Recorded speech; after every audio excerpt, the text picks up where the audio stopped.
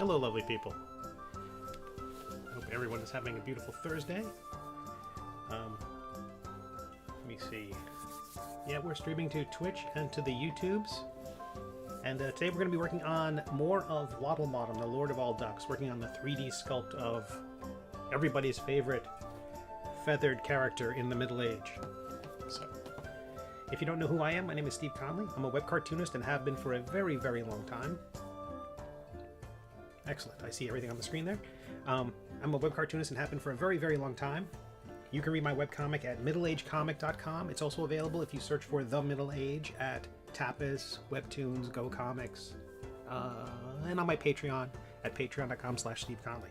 So we're working in Nomad Sculpt on an iPad Pro, and that's a screen you see over there. And we're working on a duck. On the screen currently are some of the models I've made previously in this series, and this is the 5th one in that series. This is the first one with ducks. I don't know exactly what I'm doing, as I've said with every step along the way of this project, but I'm learning as I go. And so if there's something I could be doing better, or a trick that I don't know of, please let me know. And if there's anything I can share with you, just ask. Okay, let's see if I can switch application. Let me switch the screen one moment. See if I get this to work again.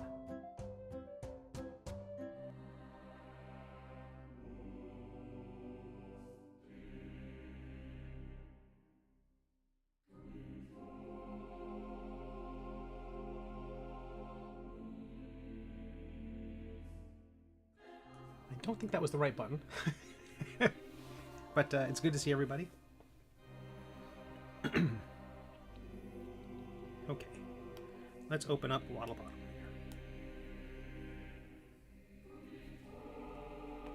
This is going to be a little bit of a shorter stream. I'm only going until about 7 o'clock East Coast time, because I've had to juggle things around.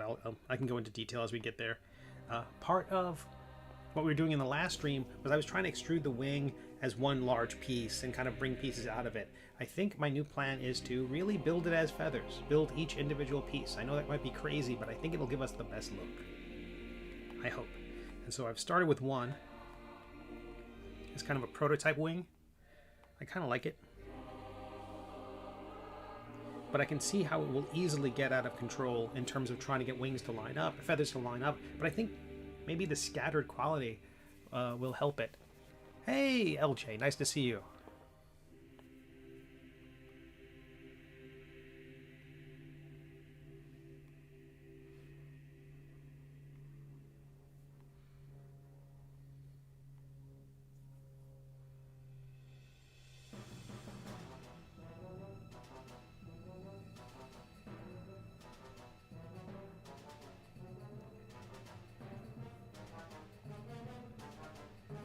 Now I'm going to do something I should have done the first time around, which was make one piece that's kind of a base template. But I might do that. I think as the feathers of the wing go toward the tip, they kind of swoop upward, and I want to capture that motion in the drawing, in the sculpt. And so I've got a photograph. I've got some photographs of ducks on the other screen that I can use as inspiration. I think I'm going to simplify it even further, so there's even fewer feathers than you'd have on a normal duck. But I think this could look good, or it could look terrible. Let's find out.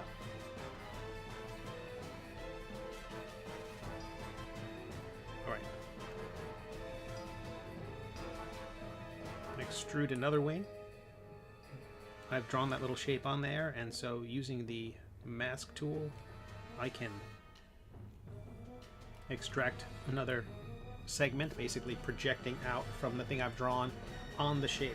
So that's why it's on a curve. That way when I project the wing out, I'm going to do that. I did that all during Tuesday's stream. As I project the feather out, it has the curve. There may be one that I want to do where I curve it outward, so I might play around with maybe the last one or two wings. The last one or two feathers will have a bit more of a S shape to them. All right. So we extrude it, we remesh it a little bit, and we'll smooth it.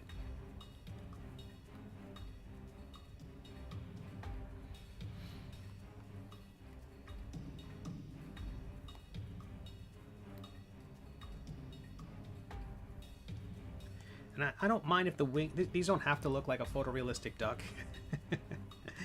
I really just wanted to match the style of my characters. And so there's not much to this character, Waddlebottom. He's basically... I'll get the drawing... I can increase the scale of that so people can see it a bit better. And... I mean... He's just really a duck with a crown on his head. There's not much more to him than that. And so... Yeah, there's not really much more to him. So as long as I get the crown, as long as I get a little bit of the expression that I want on the face and in the body language, I think it's going to come across as my character.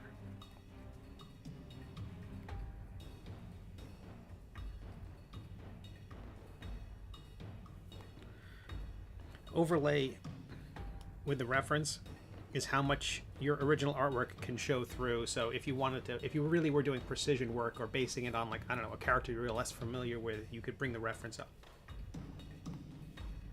For the first time, I got a request from somebody to sculpt one of their characters, so I'm really thinking about that now.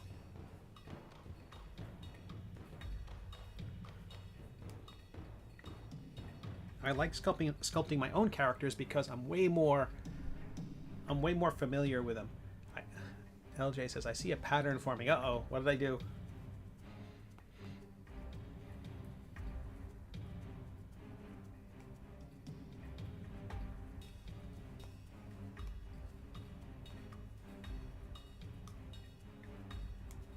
So I'm turning off symmetry.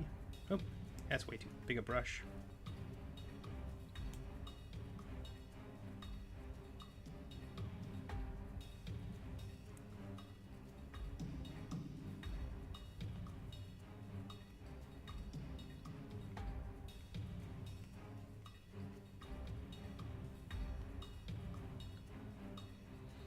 I have a tendency to make them very evenly spaced, these little spines on the feather. So I'm trying to make them a little more irregular.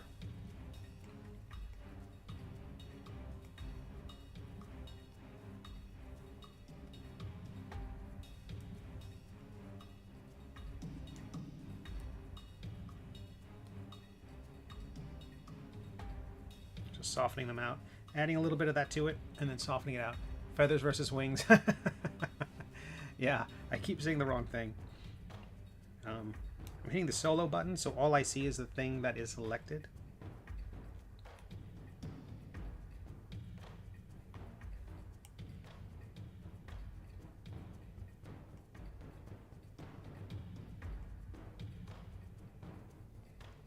Hey, James. So I've decided with this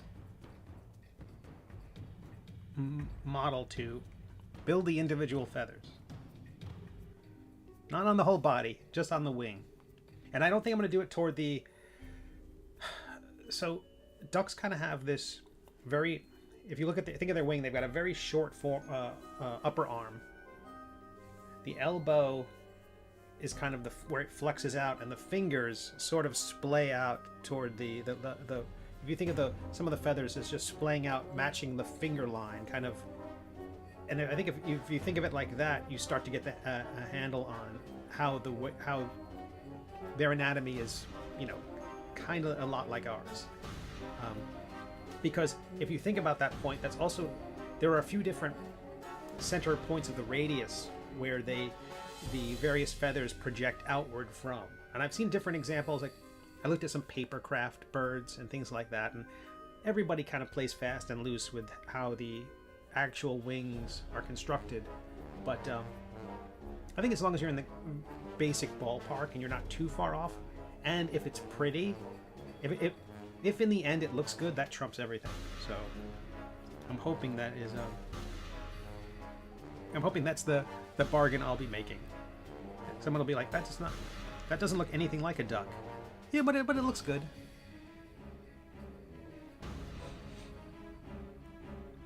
The character of another artist, anyone we recognize. Maybe. It's too early to say. It's too early to say if I'm going to do that. But I have wanted to do fan art of other characters, but I do like that it's a friend, and so I could probably take some liberties, and if I'm terrible at it, you know, it won't be, it's not like I wouldn't accept a contract from someone whose work I didn't know. Like if or someone whose work I wasn't really familiar with. It's just they said here, and not only it wasn't like, hey, sculpt this character. Will you sculpt my character? Here's some money. I don't think I could do that. I'd be like, oh, I need to know more. What character is it? What are their proportions? How realistic are they? Because I'm not truly a sculptor. You know, I'm just a... This is something I learned when I was running the Marine Corps Marathon a few years back. Many years back now, 15 or so years back. And around mile 17, I was like, oh, I'm not a marathon runner. I'm running a marathon, but I'm not a marathon runner. Right? You could paint but not be a painter. That there's a distinction between those things in some way. Like, I'm doing this thing, but this is not what I'm on Earth for. And I'm not pretty sure I'm not here on Earth to sculpt. I could be wrong. I'm wrong about a lot, but...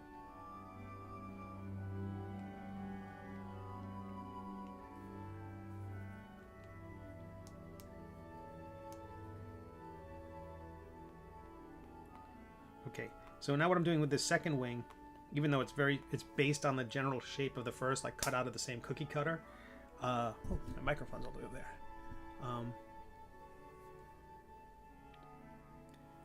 Yeah, so last night I co-hosted an episode of the Pencil to Pencil podcast, and I'll be joining them every week on Wednesdays, starting at 8 o'clock East Coast time, streaming on YouTube and Facebook. Maybe to Twitch as well, we'll see. But they have a Facebook page and a YouTube channel. And usually it's interviews, but often it's talking shop with a couple of cartoonists who I've been friends with for many, many years. Guys who when you don't see me here on Twitch, I might be just Zoom chatting with them while I'm working. I think I want to do some of those. I want them to come out kind of like this angle, not the other way. At least so far.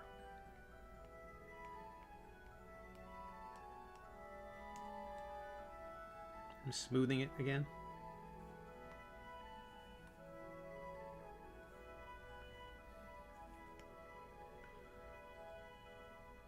But I did prepare the process of making the models is going really well.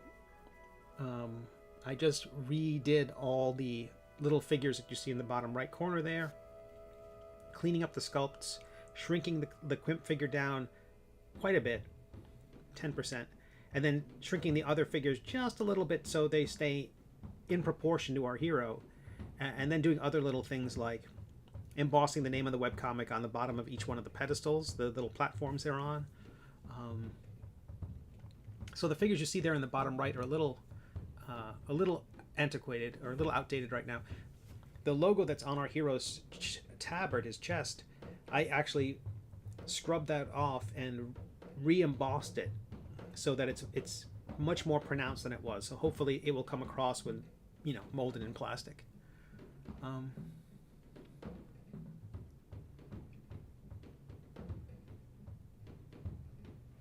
James on YouTube says, yeah, evolution is cool, especially looking at whale flippers, arms, and skeletons, seeing the finger metacarpal bones. Totally. But I did, respond to LJ's question on Twitch, I did enjoy the hosting a lot. I like those guys. It's fun to be, looking at faces instead of, just head down working.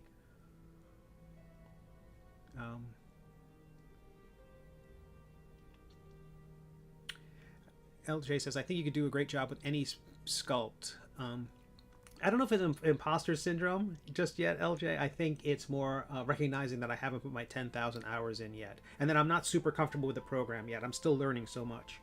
That's more of it than anything. I think, well, again, I didn't know I could do this. So, it feels like well-deserved imposter syndrome. And James says on YouTube, I just noticed the shirt. Yeah, this was the piece we drew on the chat the other day. The colors seem blown out on the camera. I think it's just the lighting, and in here everything's very yellow. But yeah, very silly. I didn't. There was a version of it that had it's a beholder from D&D, and it has the like I just want to be held. So it's a much smaller piece of artwork. But I wanted to. There's a vendor I work with from time to time, and they had a sale on a one-off print-on-demand shirt, and I'm like, okay, I'll print one and just have a ridiculous beholder. I was expecting to wear this at Free Comic Book Day tomorrow. Unfortunately, I'm not going. I had to cancel that. I'm a bit under the weather, and to the point where I went and got a COVID. You might hear it in my voice. I'm fairly congested and taking Dayquil and things like that, and ibuprofen and stuff to keep my temperature down and stuff like that. But oh my goodness! Thank you, Dan Leon Taylor. Let me see if I got that. Welcome. I forgot that I have the volume set to I just took 1 year of your life away. That's handled by a overlay from Streamlabs. No, you're great, Dan. Thank you. I really appreciate that. If this is the Dan Leon Taylor, I think it is. Dan's a comic book creator, comic creator of a variety of medium, but also a D&D player. Let's hear that one more time. I should change that. Other people have, I just need to come up with something cutesy and have a sound effect that doesn't scare the hell out of me. So I went and got a COVID test today. One of the quick ones. Negative. It's negative. So thankfully it's just the flu or the cold or something. 3, 2, 1. Uh-oh. And James is surfing both webs. He's now onto the Twitch as well. But we're working on these feathers on Lord Waddlebottom, Lord of all ducks. The inspiration for this character was a joke in the comic. It was completely based on the idea that in the middle of Lord of the Rings, I know it's not, I'm not sure if it was created just for the purposes of solving the problem of getting horses for everybody. But Gandalf just says, oh yeah, this is my friend, the Lord of all horses. He just starts name dropping his pal. And so I'm like, immediately you introduce a character like that, and I'm like, how are they the Lord of all horses? Was there what are the responsibilities? And so I'm like, well, if Tolkien gets to create the Lord of all horses, then I get to create the Lord of all ducks. Okay. So let's... Oh, I moved that screen in front of my duck reference. My other screen is just full of ducks, as it should be. There's currently a very small pond, not too far from where I live. And I make a point of passing by it as often as I possibly can, because there are a lot of little ducklings right now that were just born, and they are adorable. And I need them in my life. I need to see them as often as I possibly can. I'm going to create another wing now. I'm going to create another feather now. So because I'm under the weather, I canceled my my Free Comic Book Day appearance. So it's unfortunate. It's the first time I've missed it. But I may stream live here on Twitch on Saturday to make up for it. And I'm going to make one of my books. I'm going to make a coupon code available to everybody on Saturday, and it'll work through the end of next week, where you can download a free book from my website as kind of my way of participating, even if I can't be there in person. Okay, so we're using the select mask. I'm going to clear that, and I'm going to draw a new feather using the lasso tool.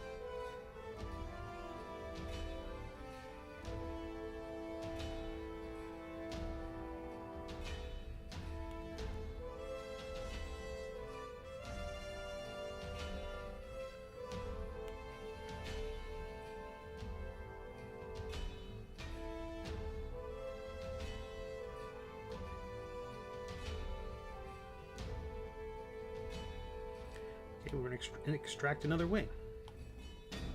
Wing, god, dag, nabbit. How often am I going to get that wrong?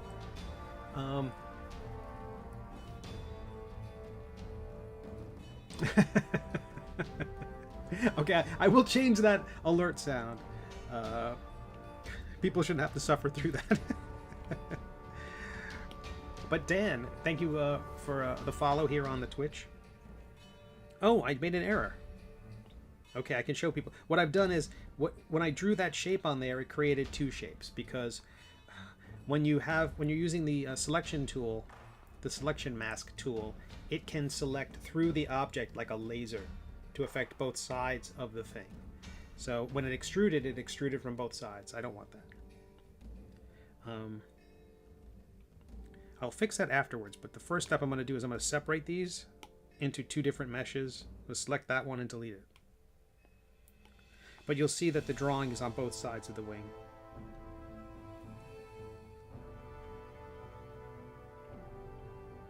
So I will remesh it, use the smooth tool, and just soften the edges. Even though I've increased the resolution of the wing greatly, I'm still getting that kind of jagged, stair-stepping effect on the feathers. You can just see where it's like Minecraft, the way it's very bitmappy.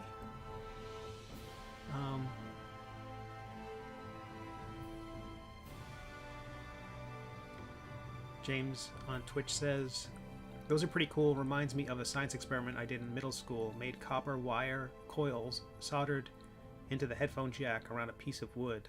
Bite down the wood and you can listen to the radio. That's pretty awesome.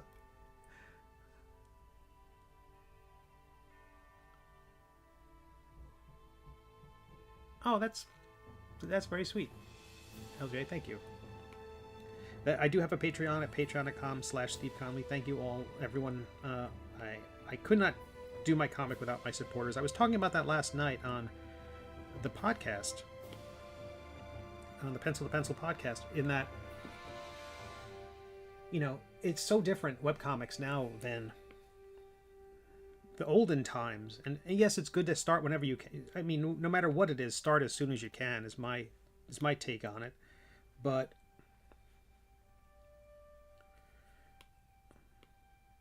remeshing is being very difficult. This is not smoothing out the way I'd like. I shouldn't be concerned with this end of the feathers because they're going to mostly be covered by other feathers.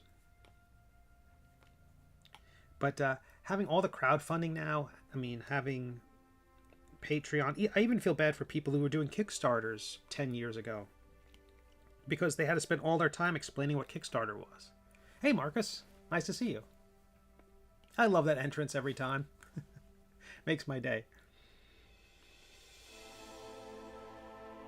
But they had to spend all their time explaining what Kickstarter is. You know, like, and all the campaigns back then, it's like 80% explaining what Kickstarter is and 20% talking about their project.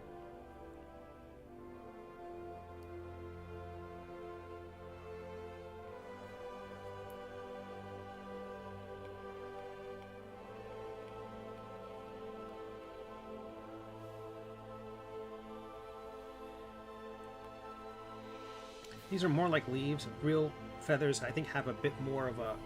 They're shaped more like... each one's like an individual wing shape. And currently I'm making these a little too leaf-like. So the next few I make are going to be a little fatter on one side of the spine of the feather.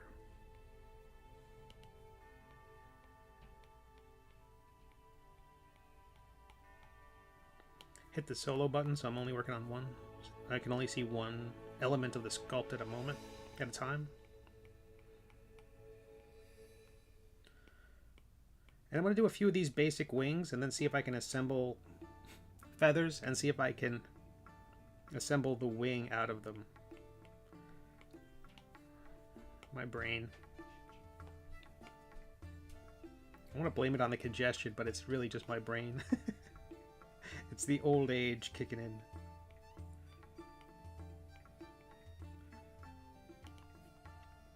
My pancreas.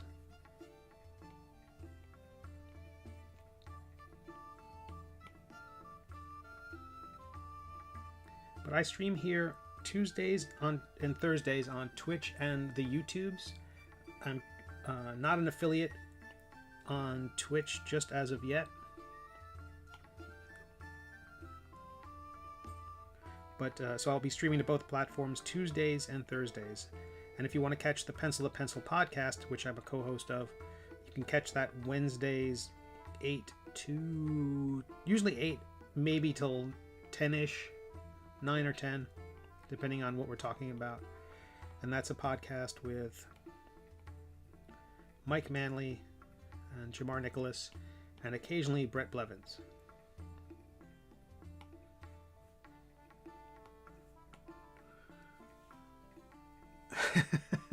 DEG on Twitch says, "What is Kickstarter?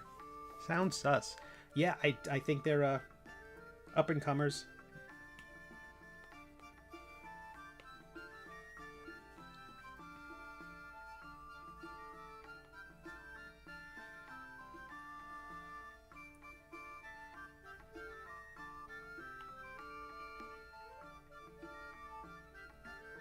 I mean, I thought it was suspect too, but then Zach Braff made his movie with it, and I'm like, oh, that's legit. That was such a sore point for Kickstarter people. The people, not the people who work at Kickstarter, but... So Zach Braff is an actor, and he had a TV show for many seasons, and he decided to fund the production of his next movie using Kickstarter in the earlier days of Kickstarter. Kickstarter had been around a few years, and he decides to fund his movie, and everybody on Kickstarter, all the indie creators, it was sort of like having a pop-up, having a local yard sale, and then having Walmart set up a booth. I think that's what it felt like to the creators. They felt like, well, we're trying to sell our tchotchkes, and here's this person selling, toasters and, high-end items. Dan says, Scrubs is the best TV show ever. I really like the show, too.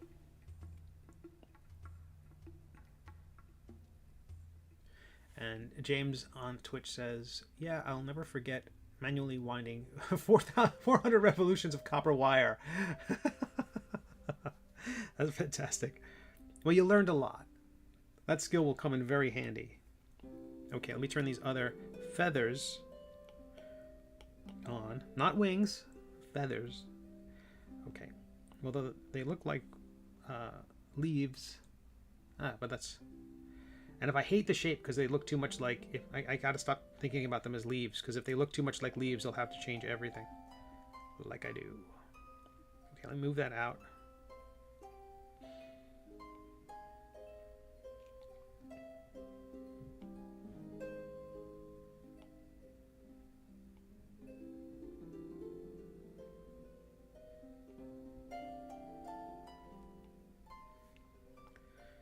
But a great conversation with the manufacturers of the minis, and I'm excited. I think it's gonna. So the. No. These, the one closest to the front is under, and they're all. Each subsequent one is above the next on the outside. Dan says he just rewatched the first season of Scrubs, recovering from surgery. That's great. Isn't that there's a line in The Office where laughter is the best medicine, and Kevin has to say, my doctor said it was actually a combination of this medicine, and this. I just liked.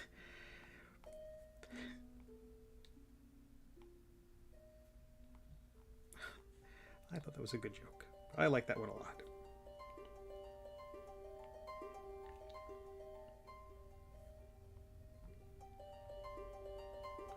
So I'm disappointed to not be going to Maryland, but look for an extra stream here on Saturday.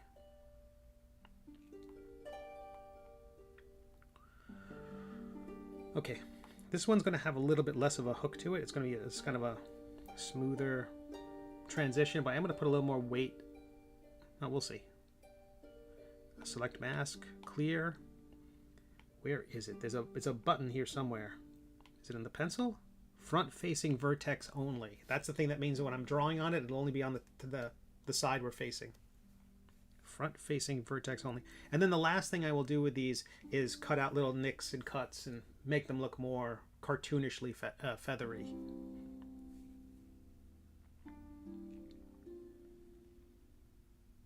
So it sort of tapers, but then tapers widely at the bottom. But it should still come to a point. Let me create it like a normal teardrop shape.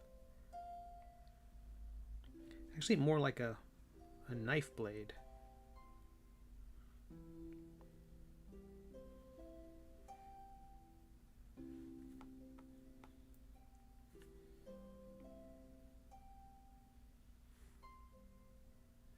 Yeah, I like that. And the subsequent ones actually end up being really knifey. Knifey? That's a thing. Do not come to this channel for SAT prep. Okay,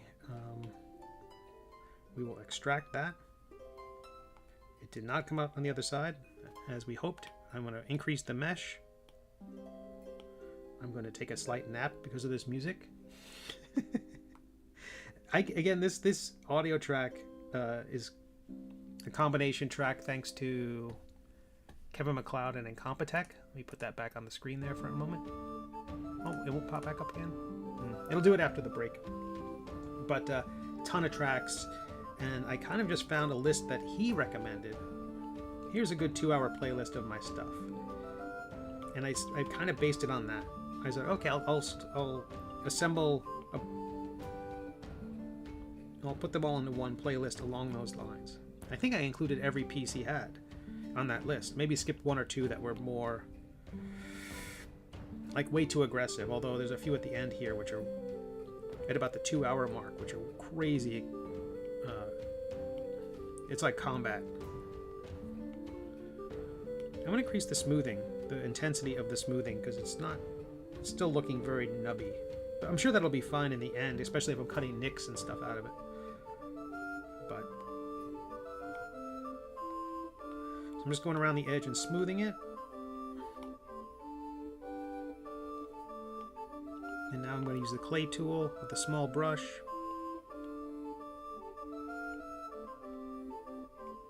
Actually, this is the idea that the feathers got a lot more to the back edge of it.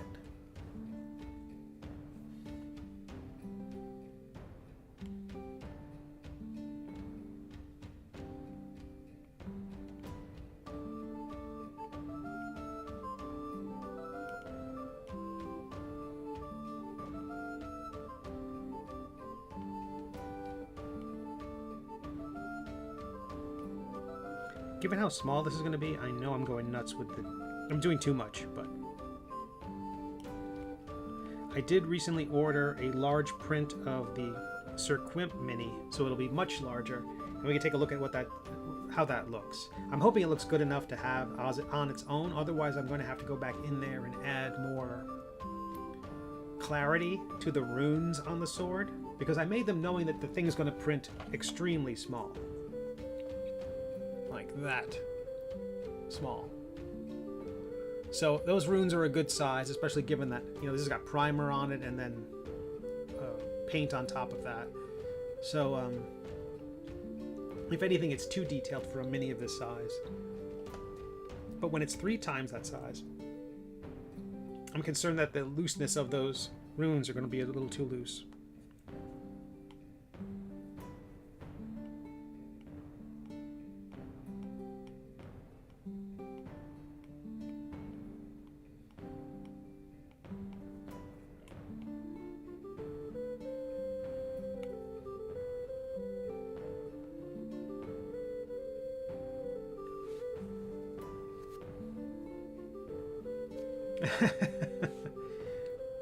Yeah. LJ, the feathered version of the chainmail that I create on the in the webcomic. It's very labor intensive, but I often like the results.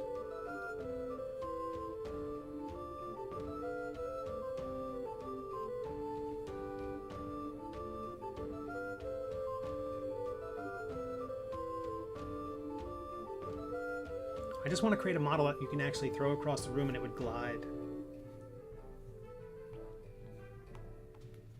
Okay, let's create a...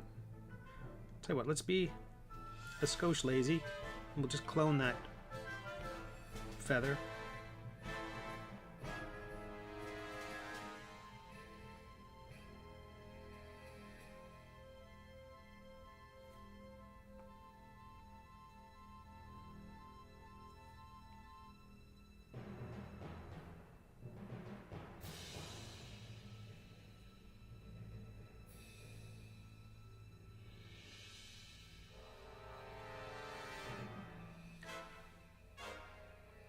Actually, I'm going to do a little painting on the wing here, just as a guide for myself. With a small brush. Not too intense in color. Choose a kind of burnt red color. And we want to have...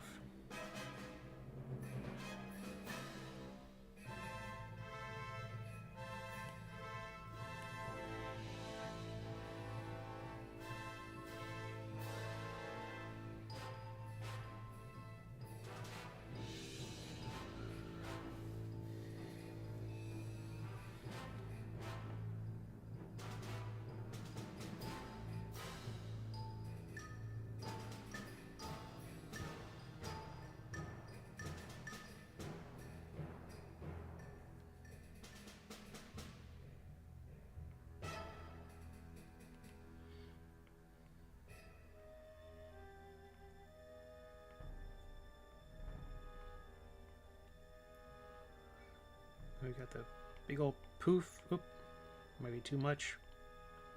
That pop out past the edge there. Maybe that's... I might need to make... No, I might tell you what. I'm not going to change the sculpt. I'm just going to work within the shape I have. So there's a bit of a poof there. Hey, erase? Let's erase. Again, that sound, that bit of audio right there, that track sounds a lot like the Remo Williams theme. It is not. And if you know what Remo Williams is, thank you for being here. You make me feel slightly younger. I feel like, we talked about this before, that this part of the duck arm is much shorter. So...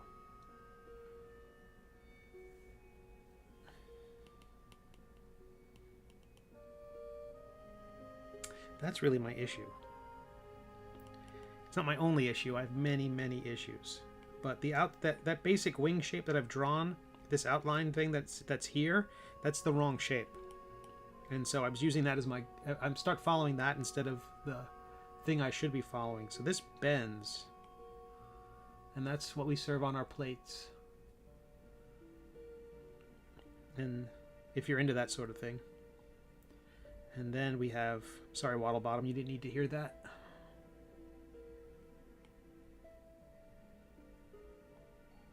And then this comes out.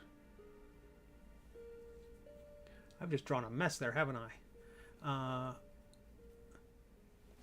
But hello, people on YouTube and Twitch. Nice to see you. If you're new here, my name is Steve. I'm a web cartoonist and have been for a god-awfully long time. I draw the webcomic The Middle Age, which is free to read at middleagecomic.com. It's on WEBTOONs and Tapas and GoComics. Tell you what, if this shape of the wing is such a pain in the butt, why am I not just... What? Where are we? Oh, that's the view button. Lasso. Let's cut it out. Let's just cut the thing out. So it's a short...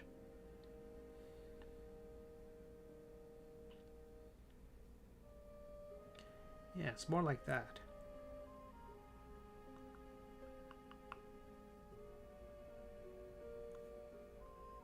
I still think these wings could be These feathers, son of a, could be longer.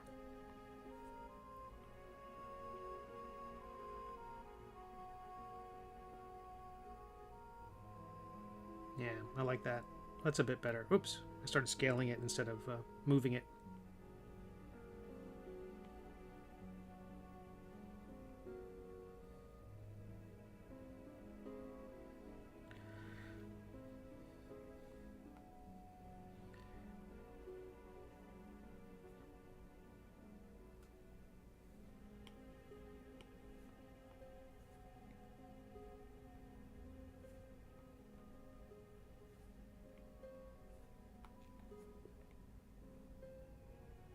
And this stream, I stream Tuesdays and Thursdays, usually 4 to 8. Today we're cutting it short at 7. But usually it's me cartooning, drawing my webcomic, or occasionally making 3D models of my characters. So that's what we're seeing here. You can see some of the other models I've made in the bottom right corner as they cycle through.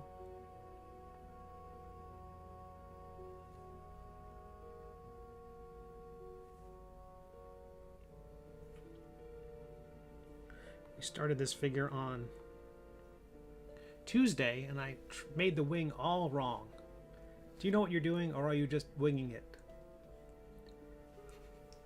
Thank you, David. I am in fact winging it. I do not know what I'm doing.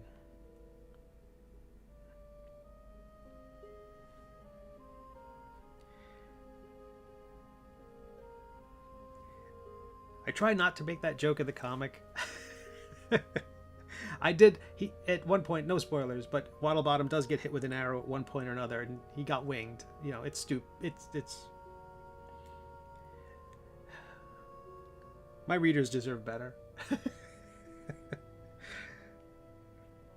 right, I'm tightening I'm tightening this section of wings up, feathers up.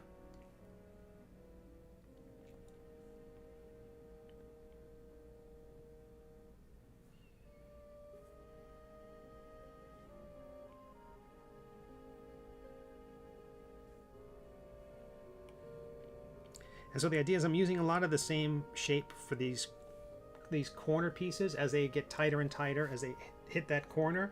And then the last thing I want to do is go through each one of these feathers and cut out little notches to make them look more feathery.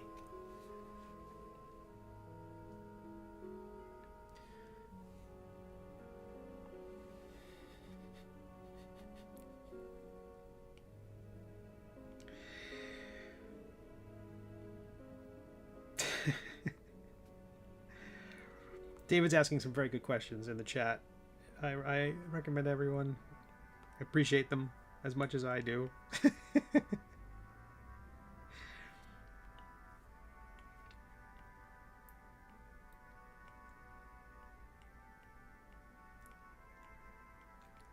And David, if you don't know, you must know, David is an amazing cartoonist, and he has a channel here on Twitch with tens of thousands of subscribers and followers and adoring fans, and of which I am one. And they've got a Friday night thing which everyone should check out called Draw the Extinct, where they kind of construct a kind of a cryptid based on three animals.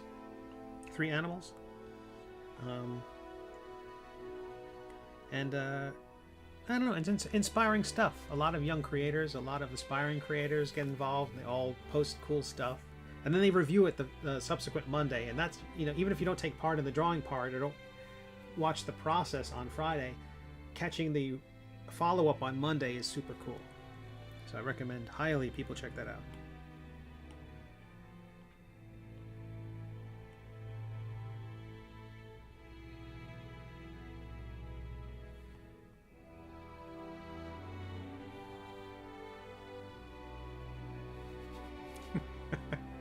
Tens of, well, if you have 10,001, isn't that tens of thousands? There's a plural. Anything over 1 is a plural. So anything over 10 is tens.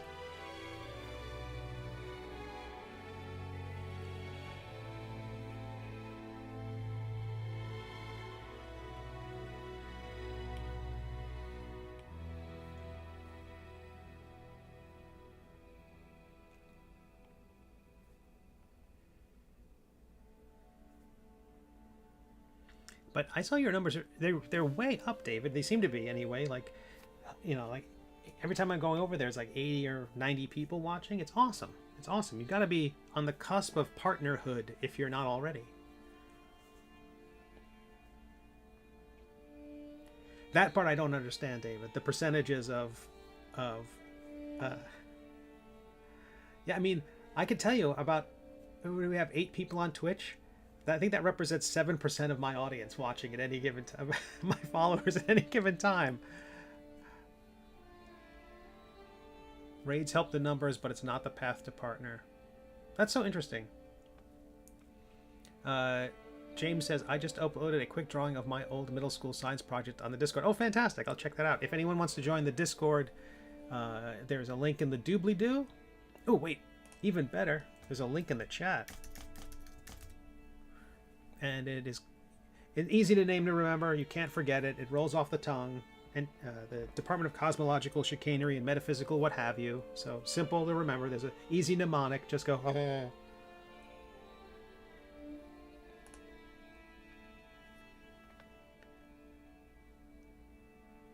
Raid numbers show to you and me, but they don't count towards the number you need to partner.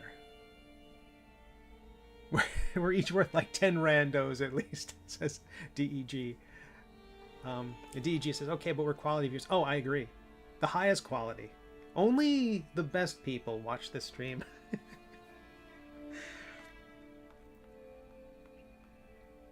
Sometimes I just weep for the people not watching the stream.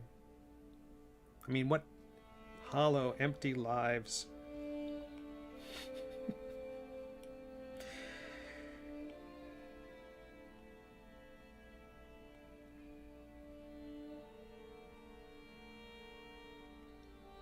I mean, how do they even get by?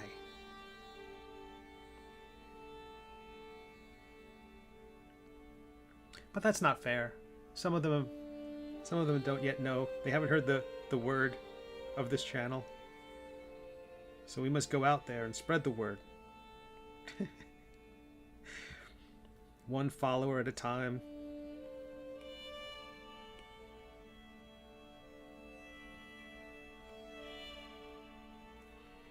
But thank you everyone who checked out the Pencil to Pencil podcast last night. It was a lot of fun to be on that. I like talking with those gents.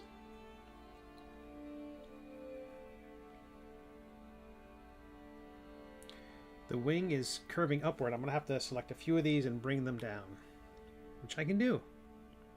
Thanks to Jimmy James, who told me that I could just drag my cursor along the characters, the individual elements. Again, I'm not going to be able to do Free Comic Book Day tomorrow, so I will not be traveling to sunny Maryland. But if there is a local comic book shop in your vicinity, I recommend you check it out. They've got a lot of comics that are free for everybody, and some of them are actually really good. And I am under the weather, David. I've been feeling achy and etc. over the last few days, and went and got the COVID test today. I'm negative, but that just means I've got something else cooking, and so I'm not going to get on a plane with a bunch of other people, you know. So if I sound congested, I apologize for that. That's called getting old. I know, that's so true, David. I think about that all the time, that it's just like every time we go into the doctor and they're like, I explain something and so what's causing that? And they just look at me and go, that pile of decaying flesh. It's actually more the fever and the congestion more than anything. The aches I'm kind of used to. And actually, what's weird is muscles that are sore because I don't use those.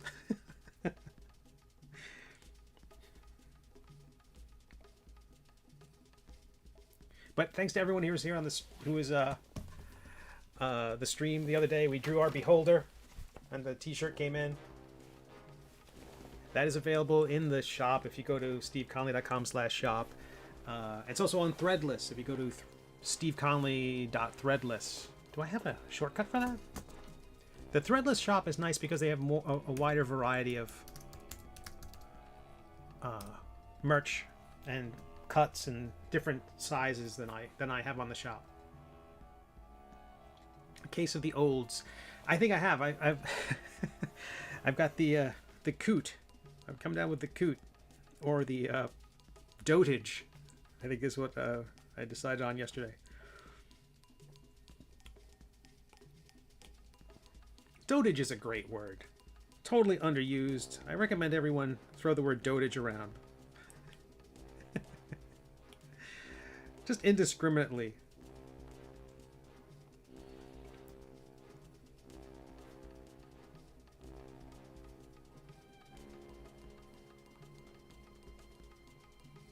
And this way, when I'm not, if I won't be at Free Comic Book Day, I won't have the movie, the Doctor Strange movie, spoiled to me by fans. I can just go onto Twitter and have it spoiled that way.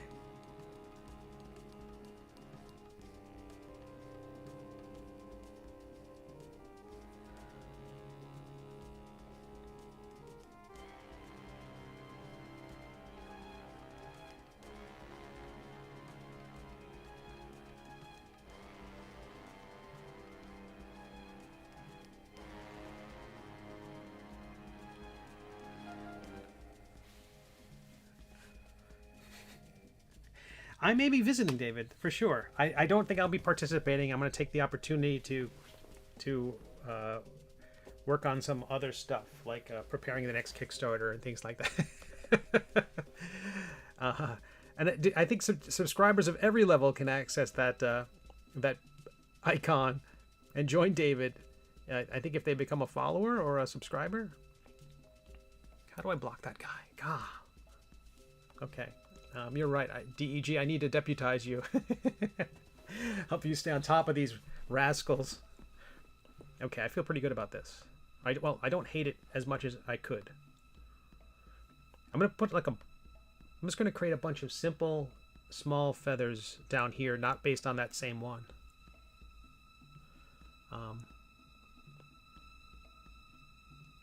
Here, where's the show? Oh, David, that'd be awesome. That'd be awesome. So, so Dan, I said David. Dan, is doing in a tavern, sort of like a trivia night, but it's going to be on stage with a bunch of comedians playing Dungeons and Dragons. So that's pretty awesome. If you want to link, Dan, to any resources, and if it's going to be streaming anywhere, I think it's in May, at the end of May 20-something.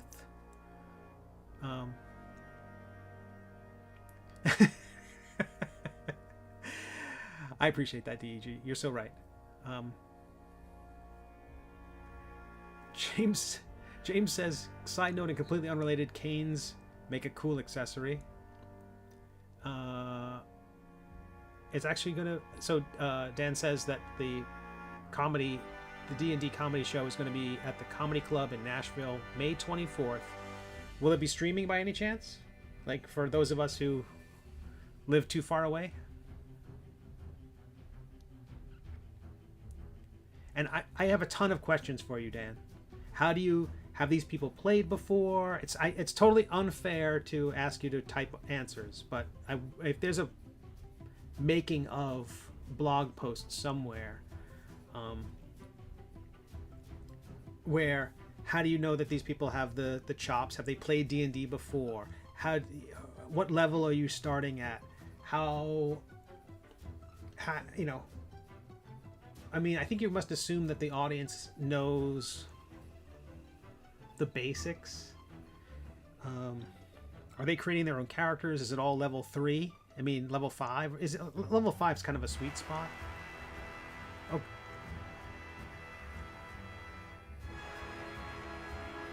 15th level characters, no previous experience. That's perfect. And for your bonus action?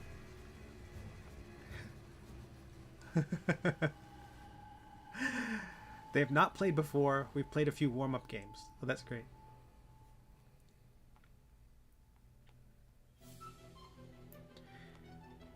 I hope everyone checked out the Colbert Red Nose Day game he played with the Critical Role folks. It was very entertaining. There was a moment, though, when Colbert was bringing his kind of old school gameplay criticism to Matt Mercer, the host of Critical Role. And I don't think Mercer was taking it very well. I think the Critical Role people have very much a yes and approach. Oh my goodness, that's the trim tool. I was trying to, the shape layer. Select mask. I think they have a yes and approach to D&D, and so Colbert introduces his character loudly, and one of the other characters goes, shh, shh, shh, whoa, don't keep your voice down, and then suddenly people hear who, and Colbert's like, well, why, you have a campfire right here, how come they didn't see you? This world is, he said something along the lines of, this world is dumb. And that's when the camera cut back to Mercer, and I think Mercer was like, but I made this world. And I think he even went out of his way to explain why the creatures wouldn't have heard or wouldn't have seen the campfire but heard the shouting, although that was after the creatures had already seemed to exhibit vision. I don't know, it was a weird, it seemed like he was working in a retcon to kind of cover over or to kind of protect himself from that wound.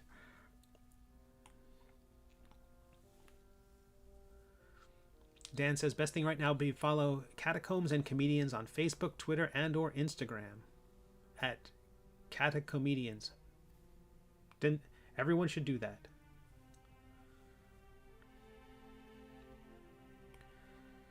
So some of these wings, feathers, will have markings on them because I drew onto the basic shape. I can overwrite those later on. DG loves Facebook. Heavens, what is this? Oh, that was the separate thing I created before. I hadn't. Let me separate them. Select that and delete.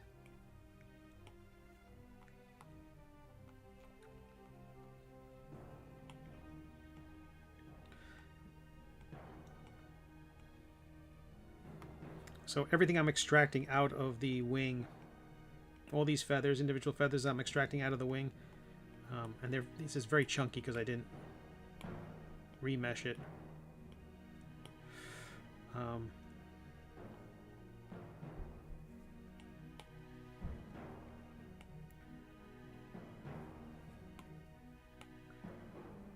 It's inheriting the line work that I drew onto the wing as kind of as little guidelines.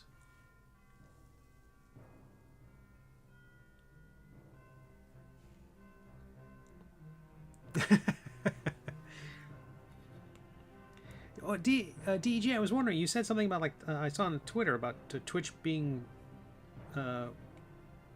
villainous. I guess there's some other streaming service purchased by Microsoft or Google, but done poorly, and Twitch being the bad guys. I thought Twitch was the beloved platform. And so who's the inspiration for this appendage, Brian or Joe Hackett? I don't know who that means. I don't know those names. I'm sorry to say.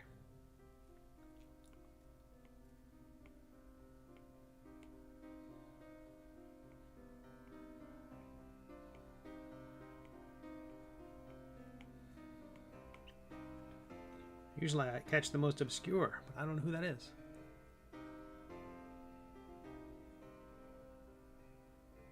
Ah, I see. Oh, the TV show Wings. Sorry, I think that was a period where I wasn't watching much television, I think. I'm familiar with the show, if only because of that actor who went on to Sideways and Sandman and the superhero, the Spider-Man Sandman character. I recognize some of the characters from it, but I didn't watch the show. Thanks so much, Dan. Thanks for stopping by, and yeah, keep us posted. And as soon as I can find out how to watch that, I'm going to watch it. I can't wait to see it. And they say if you're under the weather, you should drink lots and lots of coffee.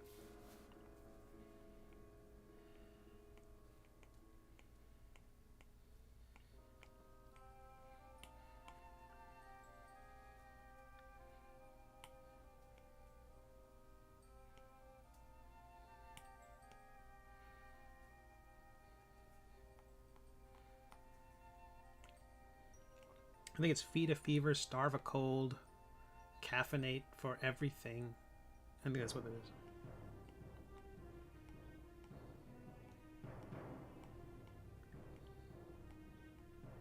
The TV show Wings. How dare you? Although we were talking about Scrubs earlier, so it seems today's episode has a theme. Okay, turning off solo.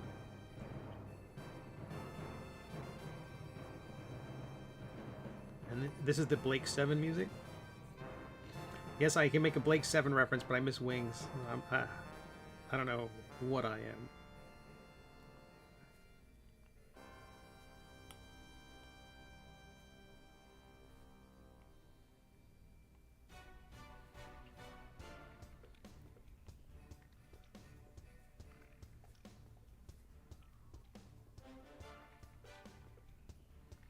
Sweet, sweet, sweet.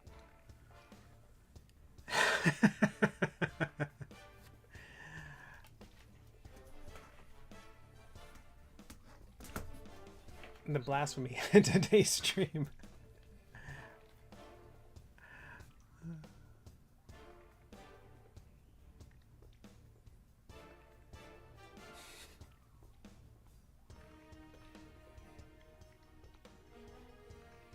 Okay.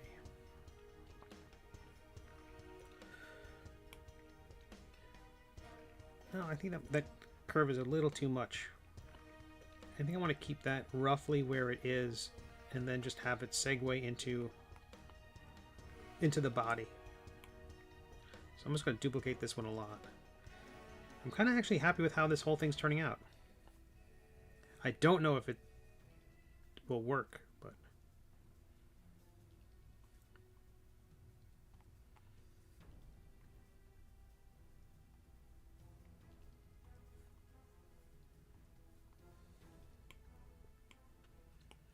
I'm going to save, just so I don't lose all the work. How are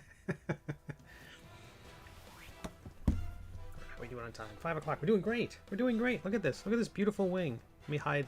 Let me select the wing. I'm going to remove the mask from it. We'll hide it.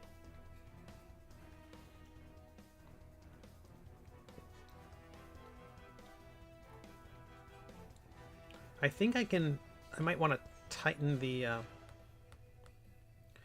might duplicate one of those feathers and just tighten up. I can't really draw on the screen in its current state.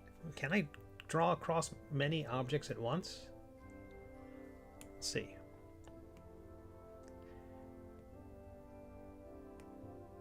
It doesn't want to let me. I can move my cursor. I think these things here are a little too spread out, and I want to fill them in. So I think if I add one segment in between there, I can fill it out a bit. And David, Denny Sewell or Denny Lane? I don't know. Denny Sewell, Denny Lane. I don't know who that is either. Night Court? I don't know. I was so bad at watching TV.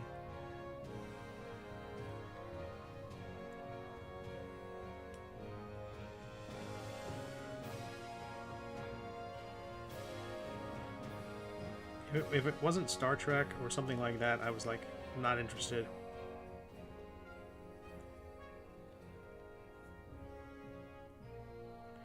Or for some reason, if it were British, for some reason that spoke to me. I don't know why. Like I'd watch Faulty Towers or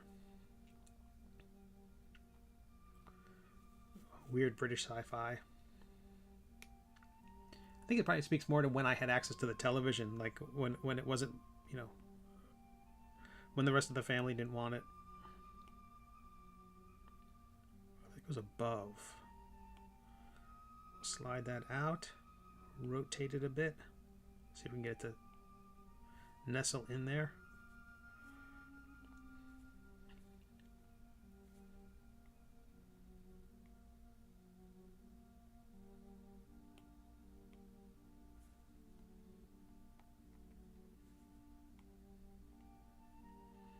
I know everybody's snacking on chocolate while I'm working on this because everything looks like candy.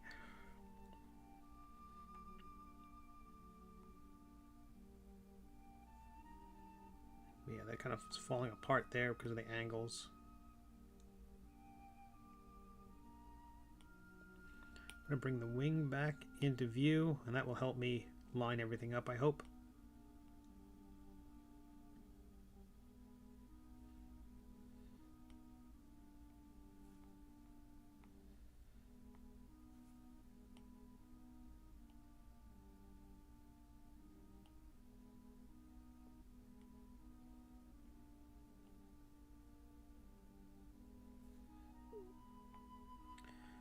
So let's say I select all the shapes below that and move them up.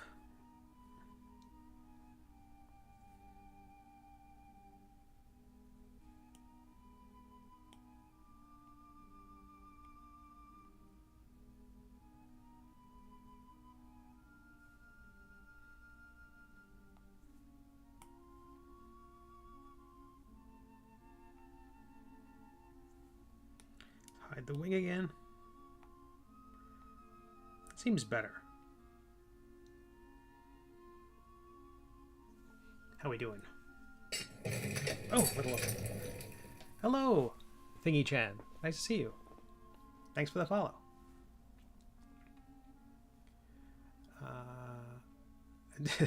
Denny Lane, the knockoff Beatles song, "The Ruddles" by the Ruddles. When the rest of the family didn't want it is exactly why I ended up watching Mr. Bean at 9 p.m. on PBS a few times, says DG. And Chewy James on Twitch says, I wish I had a Kit Kat trio right now. Oh, spam phone call. Let me see if I can keep that from making too much noise. Decline. Sweet. So I think this is coming along-ish. The first set of feathers. Bring the wing back. I don't know if I want to mesh them together just yet. Let's say I do. Let's get them out of the way. So I'm going to select all of them and simple merge them. So now they're one object, which I'll call feathers, since that's what they are. And I'm going to bring the wing back so I can see that. I can see some of my sketching on there, which is terrible. I'm going to see if I can erase some of my sketching just to lighten it up. So I'm hitting the erase button with a big brush. I just want to lighten it up a little bit and maybe tighten it up. Turning off erase, increasing the intensity, shrinking the size. Looking at my reference. Again, this so much sounds like Cloudy with a Chance of Meatballs.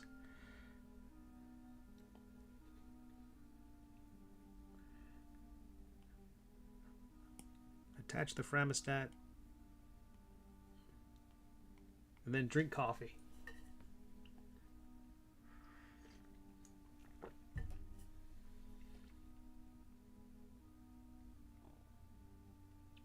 And then it bends. And that's part of it. That's part of the whole chicken wing look.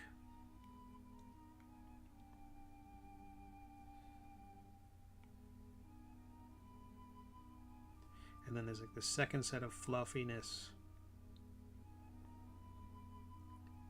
Actually, actually this whole other tier that I have to draw that will obscure the top layer of wings. And these ones I will try to sandwich around the wing to make it easier to hide the sculpting.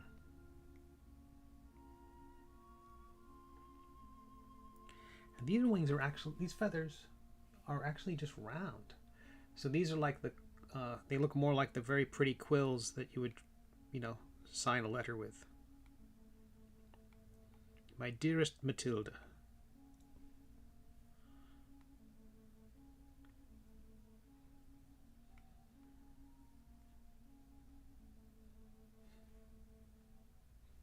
Okay.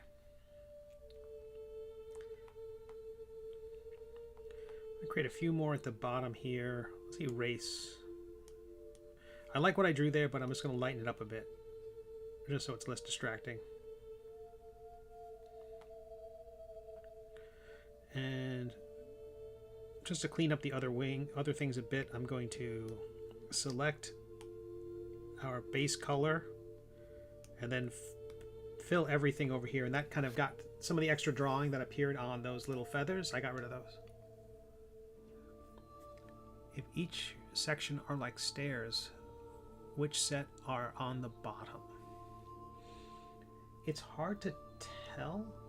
It seems like there is a set of feathers on the top side to create that, and then there's kind of another set below which kind of come out from the arm. So like it's a single strand of them when they get to the tips, but I think on the outside and inside there are some that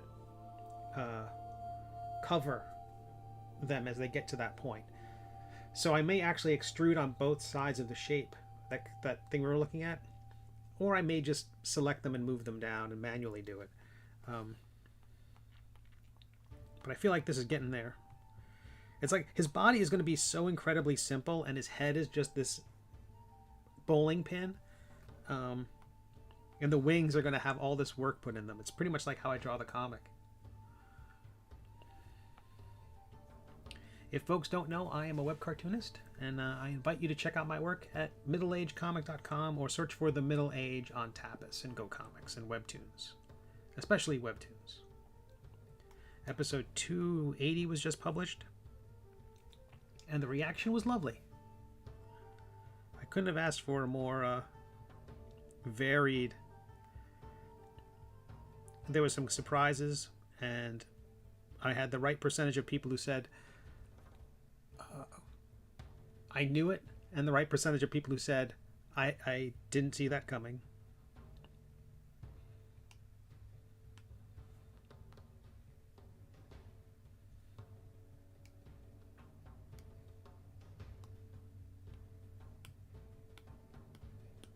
And I'm currently working in Nomad Sculpt on an iPad Pro.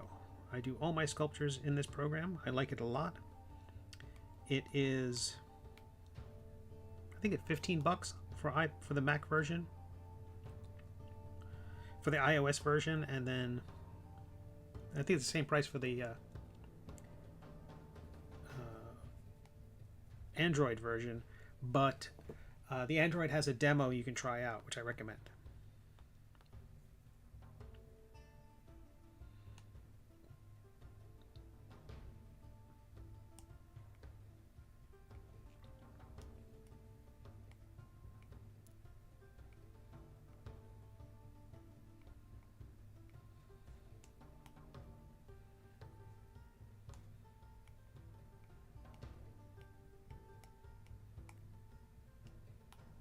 Oops.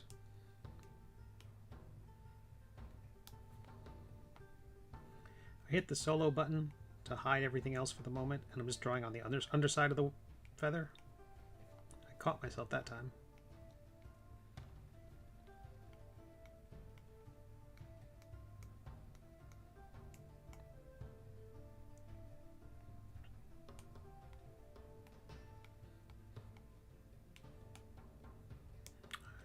The wrong button again.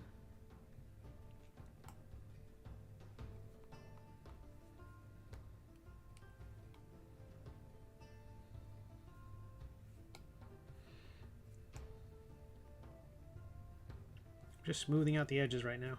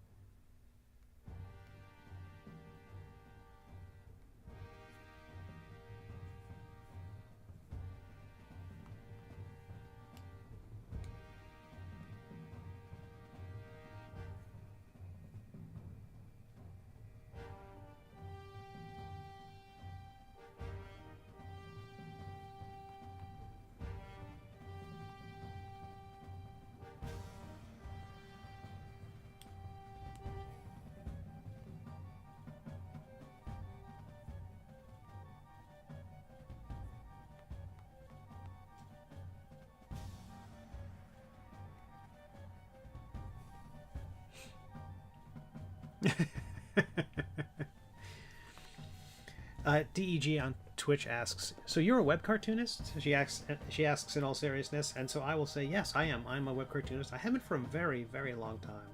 My webcomic, The Middle Age, can be read at middleagecomic.com. It's also available. Gosh, where else is it available? WEBTOONs, Tapas. I want to say GoComics. Oh, and my own website at middleagecomic.com. Thank you for the question. A dry erase girl on the Twitch. Thank you for that genuine question. I appreciate that. Very thoughtful of you to ask.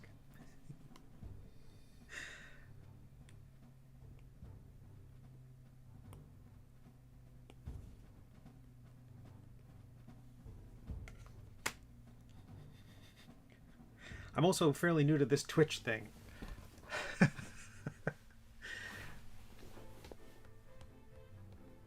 All right. That's a feather. That's a feather there. That's another one. Look at all those. That's a bunch of feathers.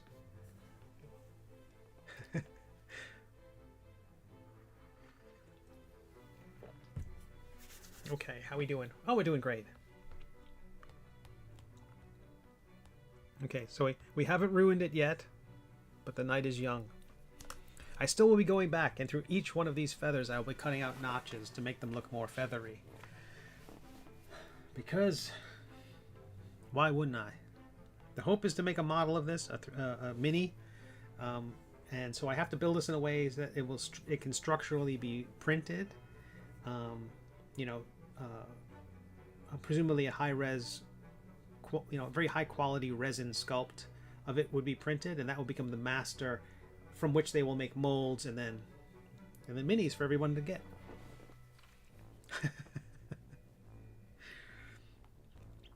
And so currently I think we're at 122 subscribers. 122 followers on Twitch. So take that, CNN Plus. Was that the one that was canceled? And we just passed, I think 1,316 people on the YouTube. So thank you everybody who's watching it there as well. You are beloved. All right, let's do our second set of kind of fluffier, rounder feathers. Using the select mask tool, I'm going to clear off in case I've got some. I did have another selection down there. I don't want that popping into existence again. This thing's going to need a cover. It kind of.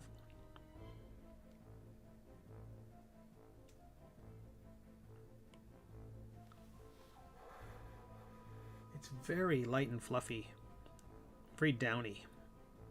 I'm not sure if I can replicate that effect, but it's sort of like these kind of quill pens. I'll just make each one a quill pen that we hide everything else. Make this a little bit larger, just so.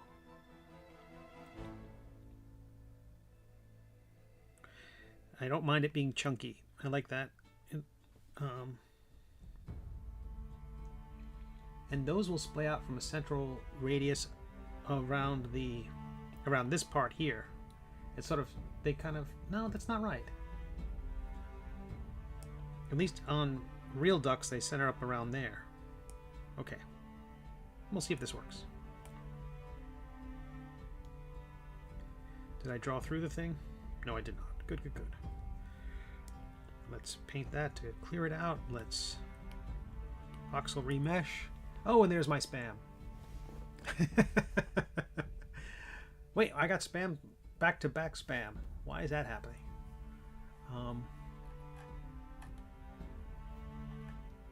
Usually I don't try to advertise myself quite that much. A D. Peterson says, if it's too chunky, just feather it in.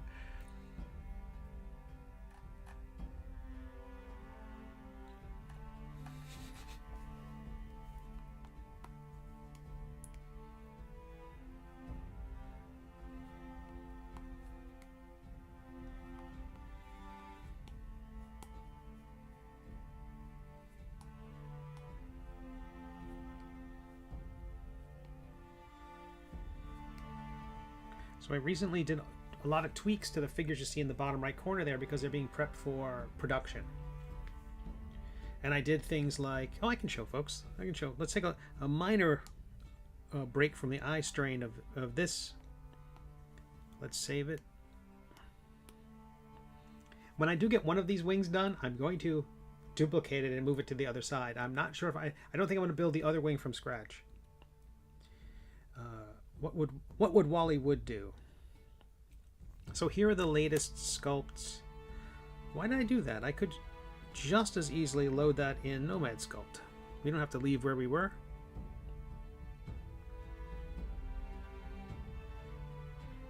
It'll take a moment to load.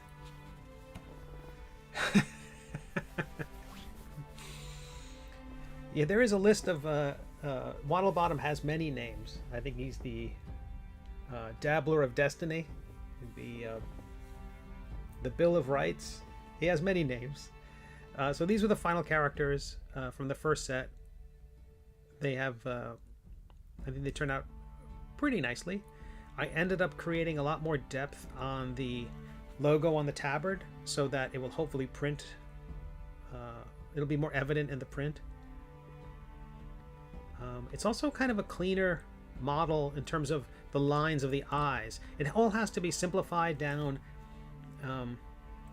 because the resolution of the actual file is over a gigabyte.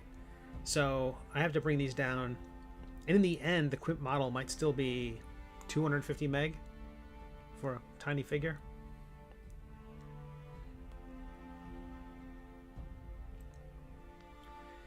I thought that maybe with Quimp being shrunk down a bit that he might be out of scale with some of the other characters like Melvin, because Melvin's head is quite a bit bigger than Quimp's, especially because Quimp has got that kind of tapering and Melvin's, you know, kind of, I don't know, blossoms out, kind of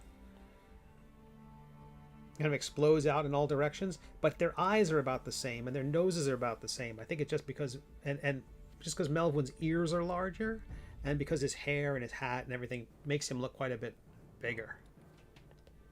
I think the baby dragons might be a little large compared to Quimp in the story, but I don't mind that much. Again, Quimp's crouching a bit, so if he were standing up, he'd be quite a bit taller.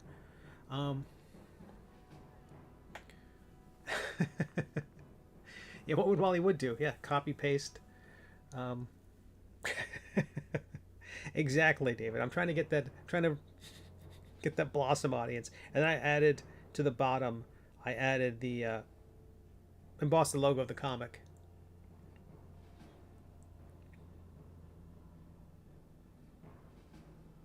So I'm pretty happy with how these turned out. I hope that the stars and moons are evident. Melvin's mug came out fantastic. The dripping on the side of Melvin's mug wasn't apparent in the prints that were made. I think the poor resin printer just didn't know what was intentional and what was not. And so, but I'm hoping that the spill on the ground will be there. I'm hoping that the kind of fake perspective of these stars that I drew in there. I just made them smaller and smaller and smaller, so it kind of looked like it was going back, even though it doesn't.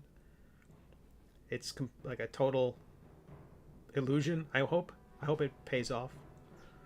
Because it's actually just this flat shape that I've just drawn smaller and smaller stars on, in a sleeve that no one in their right mind should ever look at. This is ridiculous. Why did I do this? But you're all very patient for watching me as I did that. I spent so much time on these dumb bracelets when there's no way it's going to show up. Okay, so that's how they're coming along. That's the scale to which we're making our new model, and so far so good. Ooh, my iPad is warming up. It thinks I'm doing too much.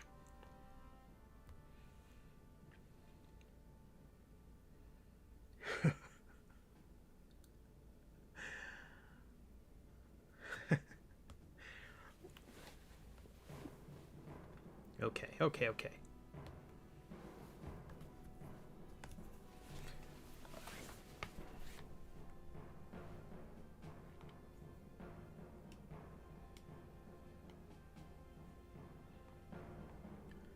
Where was we?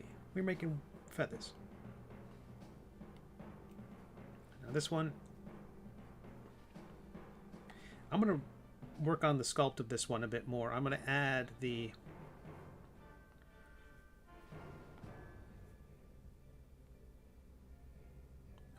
various little nooks and notches out of it in order to kind of hopefully create the effect I'm going for.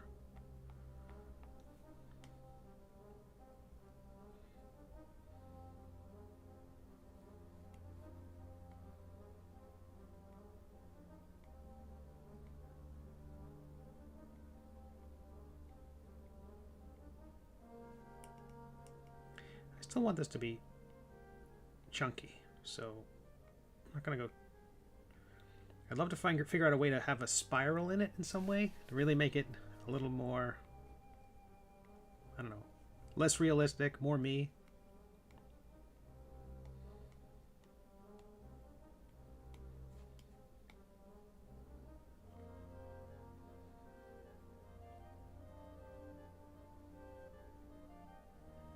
I'll get that spiral in here somewhere.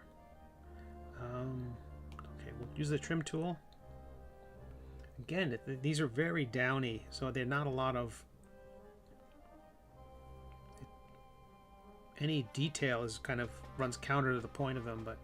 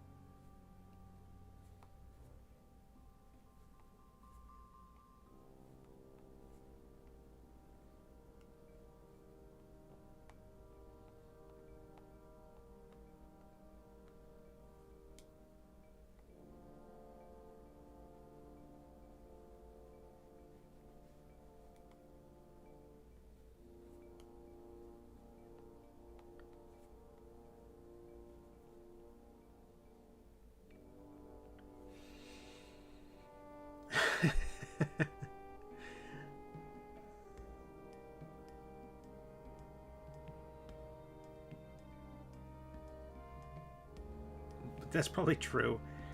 Once we all have replicators, DEG, that I'll be upset with myself if I didn't put enough detail in now.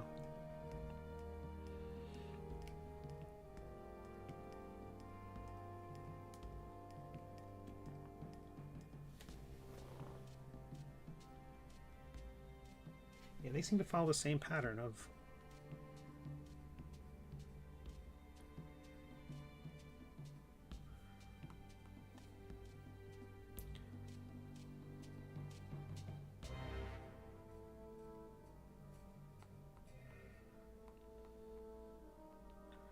I want them to splay out a bit, but I also want them to come in contact with the previous set of feathers so that there is no gap in there. I don't want there to be, I mean, I don't mind if there's a hollow within that can't be seen, but the more solid I make it, the happier everybody who tries to print this thing will be. Especially if I make the STLs available.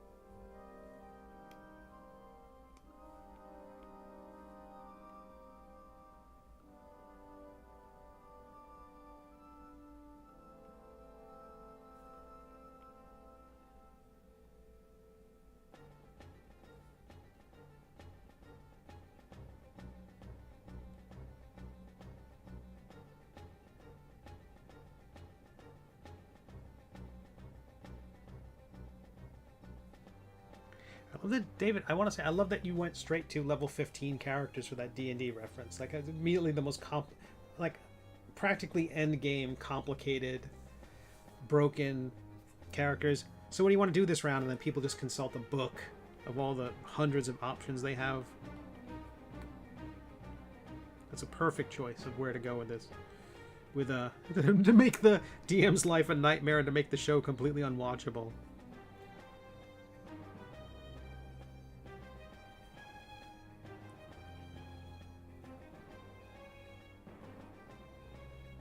I might move these out a bit more, or I might extend these. Oh, heavens. I might extend those feathers back a bit. I can also thicken them.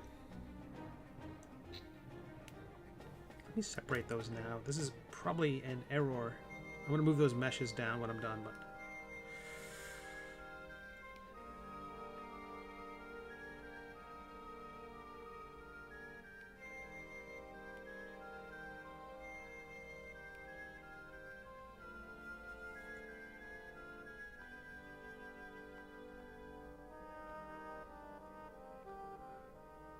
I wonder if I... Oh. I did this before. So when I was working on the model of the baby dragon Jarn, I was in there working on those little claws, and I came up with this way. Oh, I'll make the claws like this. I'll take a sphere, and then I'll take another sphere and kind of set it underneath it like a snowman. And then subtract that sphere, the bottom sphere, from the top sphere, creating a hollow, and I just narrowed the whole thing down and created my claw, because it had the effect of having like a cat's claw, where it is kind of a hollow pocket and creates a shape. The trouble was, it created two incredibly sharp, they're not planes, but kind of ridges down the edges of the claw, which immediately started to fall apart when I modified it in any way. So what I ended up doing was extruding a shell outside of the whole thing, basically taking those little sharp bits and saying, okay, in all directions, let's expand it. Like you're inflating the outside shell of the thing. And so I may do that with this wing. All the individual feathers, in the end, I might just inflate them a bit. And yes, it'll make it chunkier, but it'll also tighten up all the spaces. It will fill in all the gaps. That might be a way to go to solve some of the things I'm concerned about right now.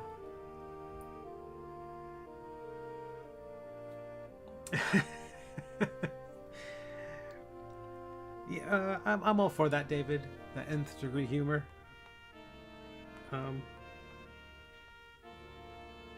Yeah, I'm all about, like, I don't know. There's a certain expectation of you need to know Dungeons and Dragons nowadays. You must.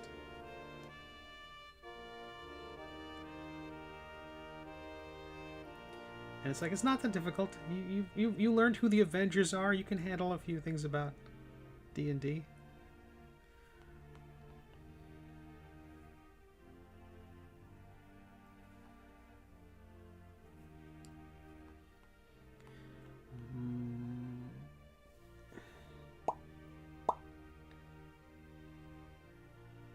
I'm going to undo the last two. I'm going to delete these bottom two feathers.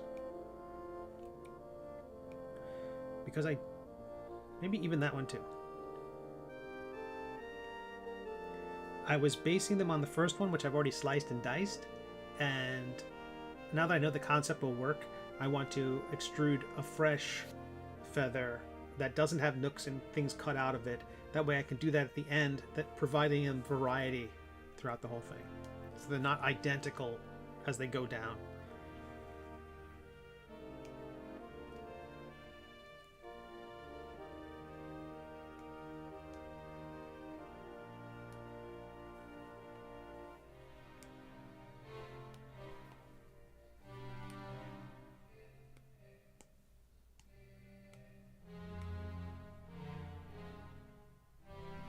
So because I won't be taking part in Free Comic Book Day as I had planned, I will be making digital downloads available from my site for free for anybody starting on Saturday. So just check my social media, check Patreon, check back here. Whether you're on YouTube or Twitch, I'll stream on Saturday a bit. There's a customary character that I draw every year at the Free Comic Book Day at Mark Nathan's shop. The idea was that the character Winnie the Pooh implies that there are other Winnies, since you have to specify which Winnie we're talking about here. And then also I thought there could be other the Poohs. And so at one point I created a character named Gary the Pooh, and I've been drawing him every year at Mark's shop. And so that's a tradition, and I'm going to uphold that, and I'll do that. I'll stream that here. So join me Saturday as I draw Gary the Pooh, and and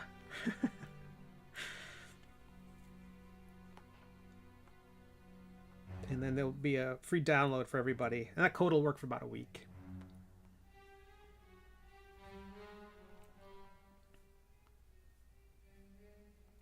I also didn't think it was right that anybody would have a monopoly on the Poohs. Like, you know, you don't get to have only the Pooh.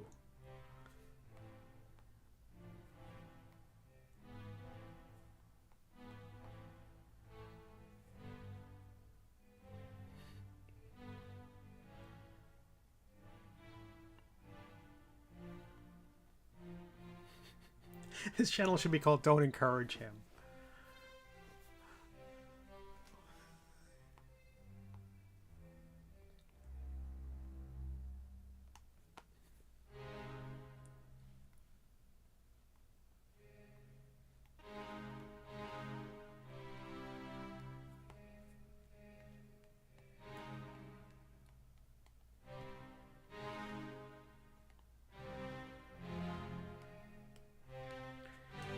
Really looking forward to the day when I've gotten better at this sculpting thing, and so I start to really dislike all the things I'm doing now.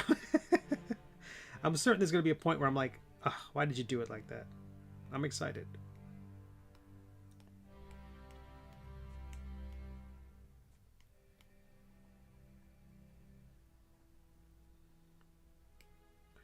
So I'm going to hit the solo button so I just see this feather, and I'm going to work on the bottom of it.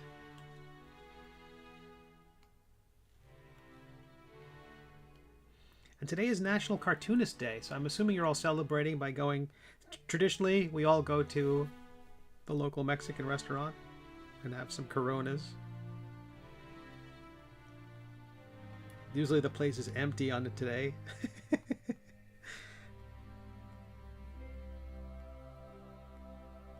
So if you do drive by a Mexican restaurant, you see a lot of people that are celebrating. You just know they're all cartoonists.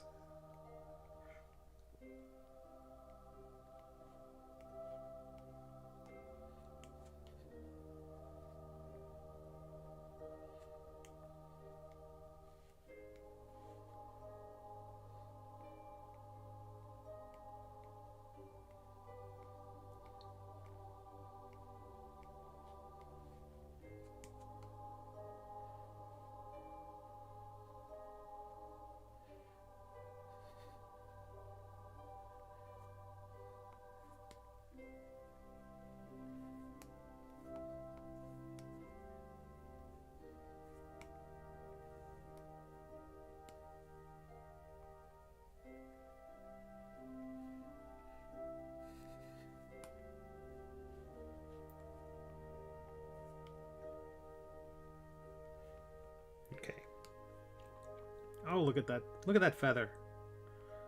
Look at that. Oh, that's so feathery. So all the little nicks and cuts will be taken out at the end. So let's enlarge it a skosh. I'm going to remove that mask from there. Clear. Select that piece again. And I'm going to fan these out a short distance, and then there's longer ones that kind of cover the bottom bit. So let's put a bunch of these in. Maybe I shouldn't have shrink it just a little bit.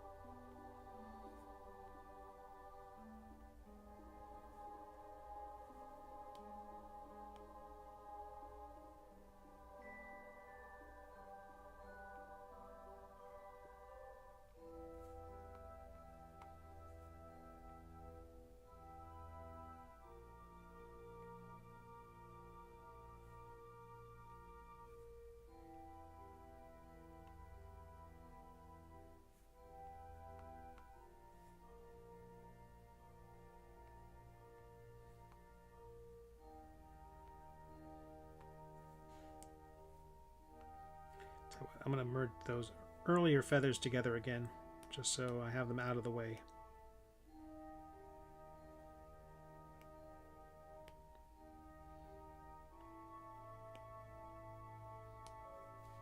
How we doing?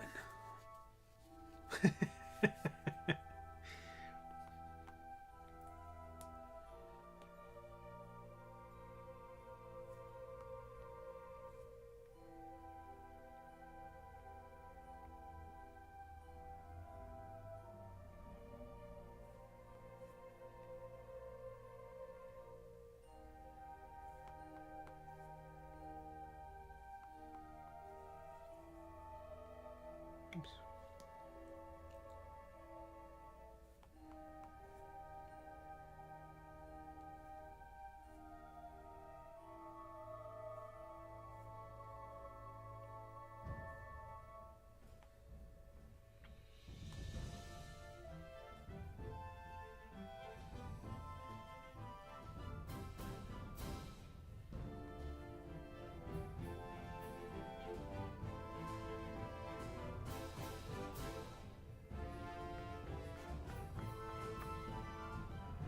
I'm going to have to bring this down a little bit to cover more of the overlap. Just to overlap a bit more with the wing, the rest of the wing.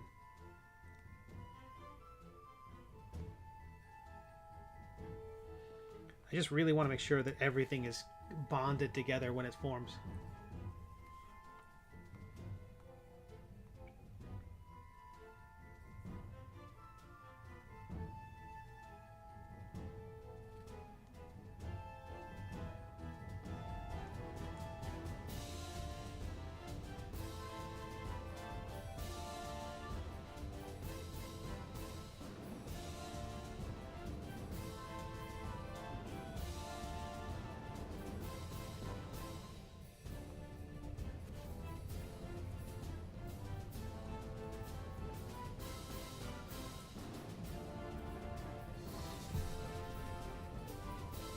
Thank you, James. You know how to hurt a guy.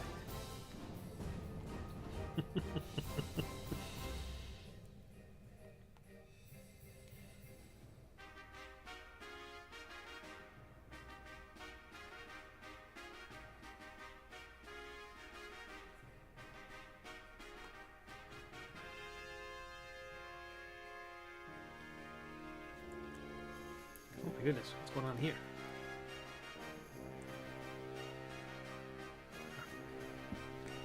Various text messages, none of them, and a few spam calls. Okay, so we got this set of wing feathers there. They look about right.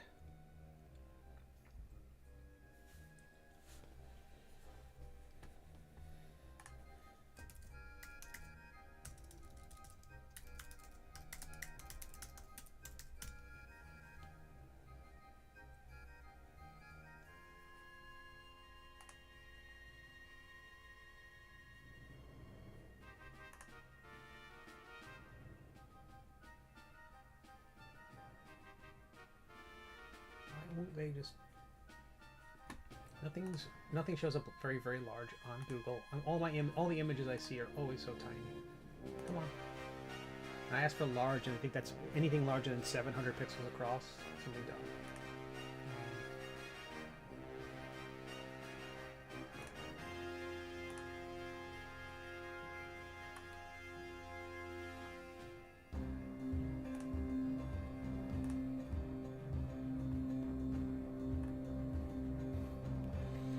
Top side, they're a bit longer. Let's work on the underside for the moment.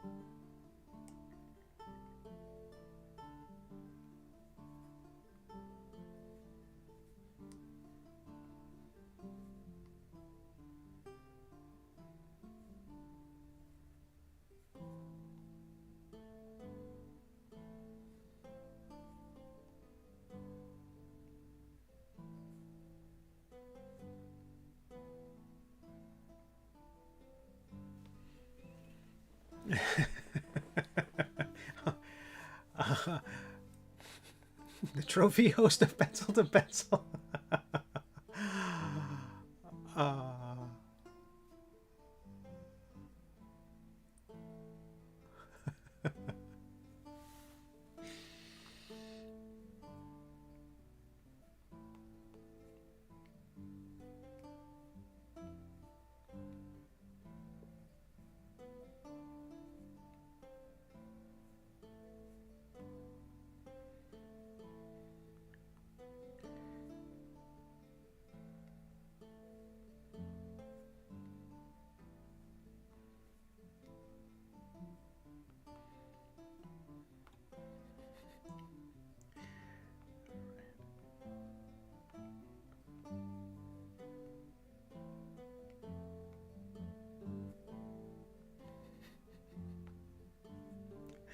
That is so funny and slightly mean. Which only makes it funnier.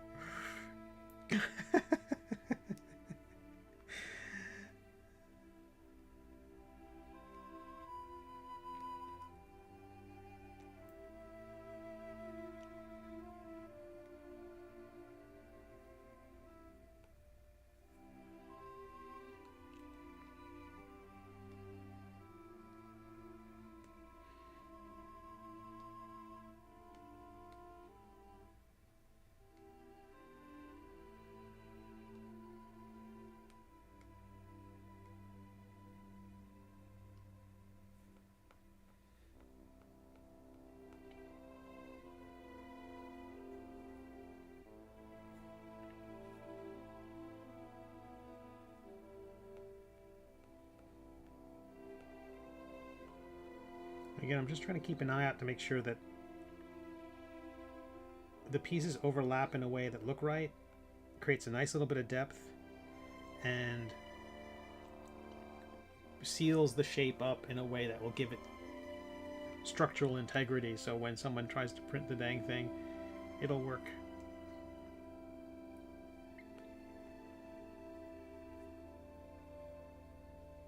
Trying to keep an eye out for those gaps.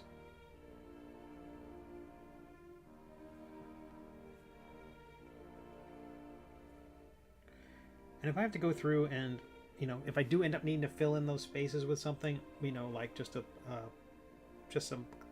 lump of clay, even if it's just some flattened circles, some flattened spheres, in order to make sure that it's going to hold together, I'll do that. Okay, how are we doing? So because the outside of the duck wing and the inside of the duck wing look very different, I'm going to build the inside first. The outside wings, because again, they're basically just simple strands that kind of come off at the end, the tips of them. I don't need to worry about those because they're the same on both sides, but it's that second and third tier I need to build up separately.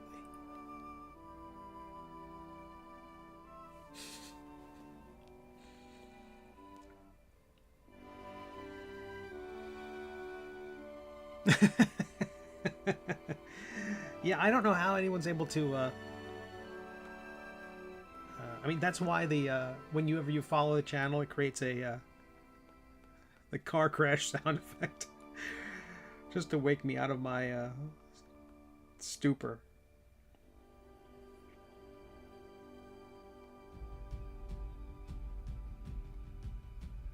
But that could just be the Dayquil talking. Oops. Well, I'm honestly, this is looking better than I was afraid that it was going to look, as he says about every model he's doing so far. Oh, that's my 2-hour music. I have some more coffee, Steve. Have more coffee,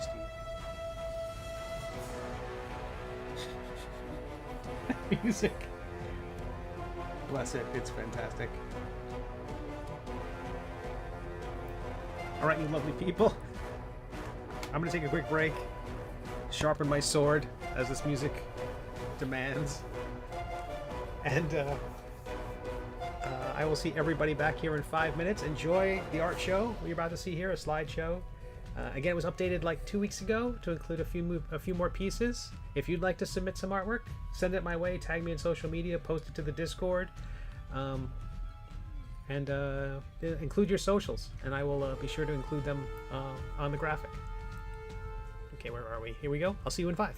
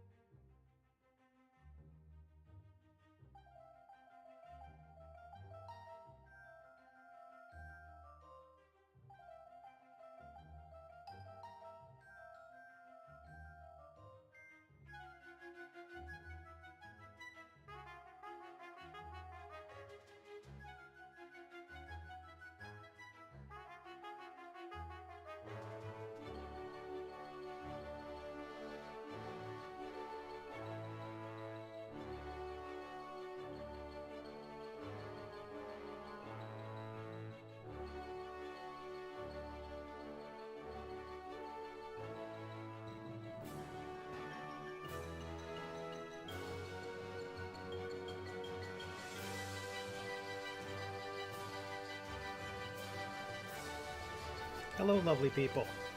And we're back. The music you're listening to is composed by Kevin MacLeod. There's credits below. Check him out.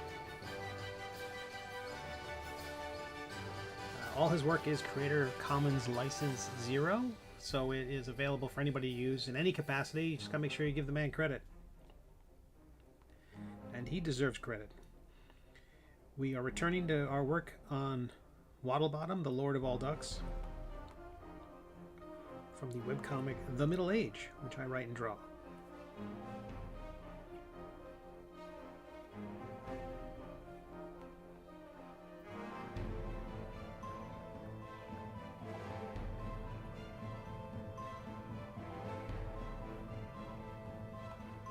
We're going to run for about another hour, and we'll figure somebody out to raid, and then I'll see everybody on Saturday with like a little bonus stream, and maybe I'll see some of you at on David's stream tomorrow evening. Where are we? Duplicate.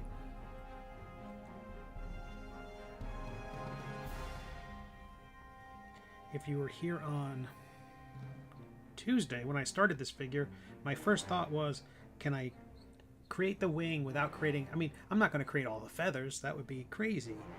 Build a wing one feather at a time. That's dumb. What kind of madman would do that? So, welcome back.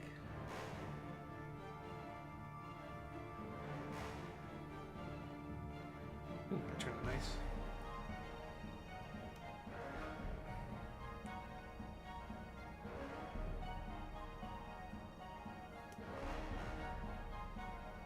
Again, I'm looking to create that seal. Oopsie-doo. Between the feathers. And, yeah. Seems to be working.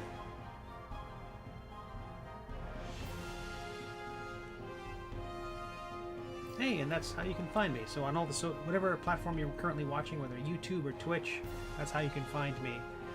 If the Patreon link was cut off, it is patreon.com/SteveConley. I can see it on the screen below, but I think it might be cut off on YouTube. I don't know.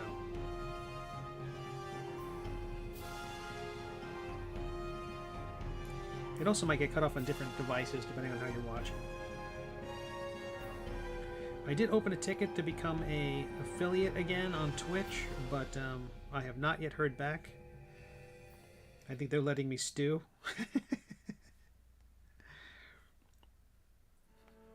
I was affiliate and then I wasn't. So for reasons. Very well reasoned reasons. Nope. Okay, let's take a look at our wing again. Let's see it in context. That doesn't help me one bit. Let me turn the wing invisible, but select it so I can see its general shape. Okay. If I look at the view button, does it stay good? I didn't want to see the gizmo in the way. I want to just see the... I feel like I need longer feathers to come down and cover it almost directly from the meat of the wing.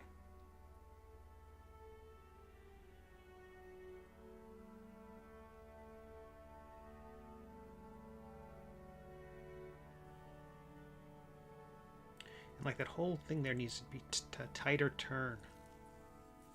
Not an actual turn, but the turn. Not a turn, but a turn. You know what I mean.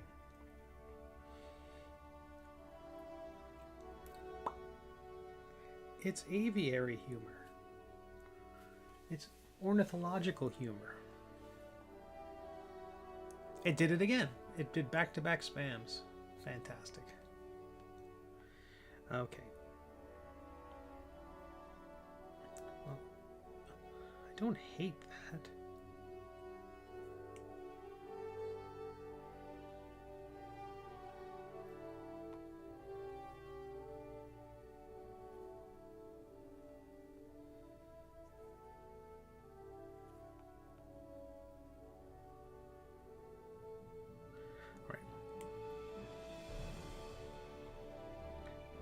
See if I can adjust the opacity of the wing.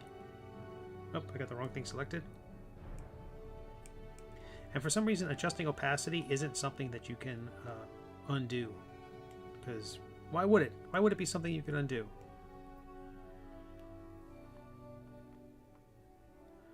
Okay, so using the select mask tool, we'll let it autosave, and I'm going to draw some longer feathers.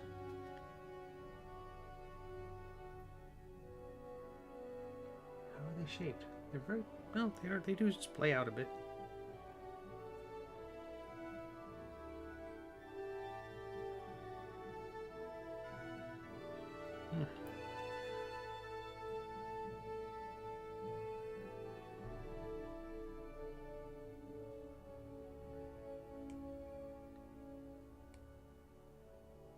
That's fun.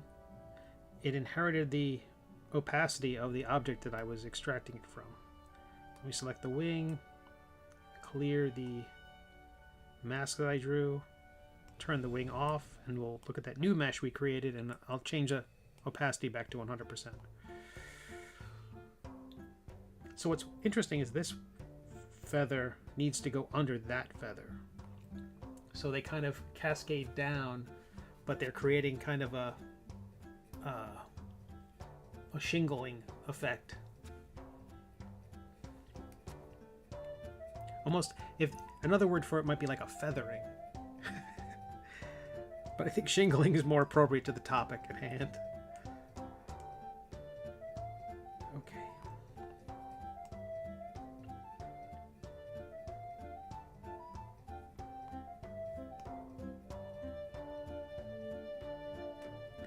No, I don't think anyone will see the underside, the top side of these feathers, so I'm going to only concern myself with adding a little bit of flavor to the underside of this.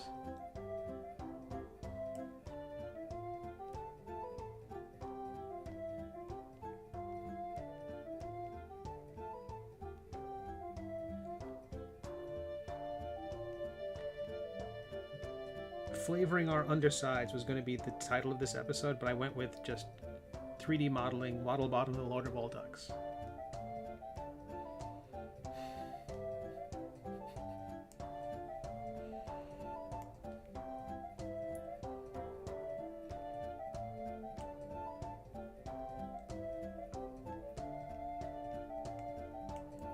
Okay. I don't hate that. How could I hate that? Look how done it is. It's my favorite quality of anything, is its doneness. Okay. So there are a bunch of them like that. That or I'm just looking at a sickly duck. I am a little terrified that I'm looking at... Oh, that duck's got mange. Or whatever ducks have. Bird flu.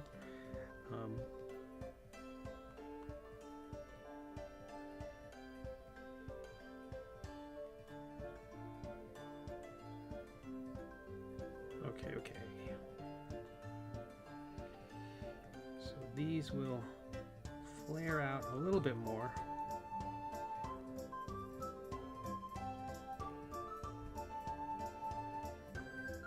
Hopefully keeping the seal intact.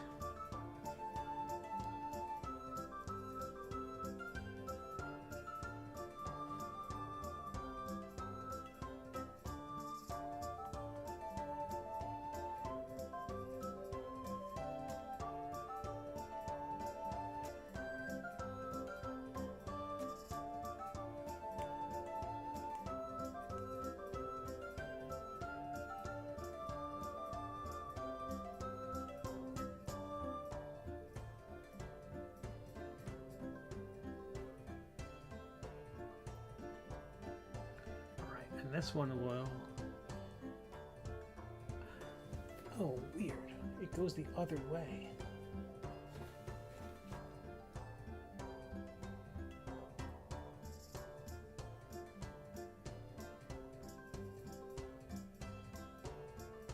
Interesting.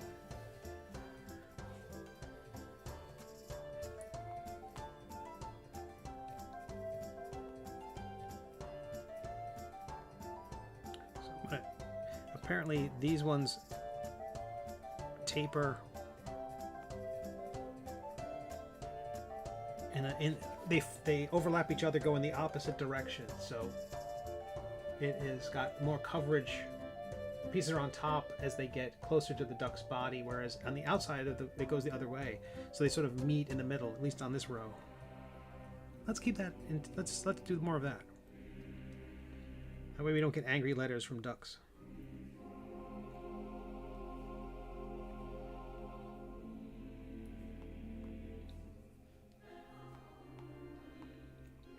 I like that seal.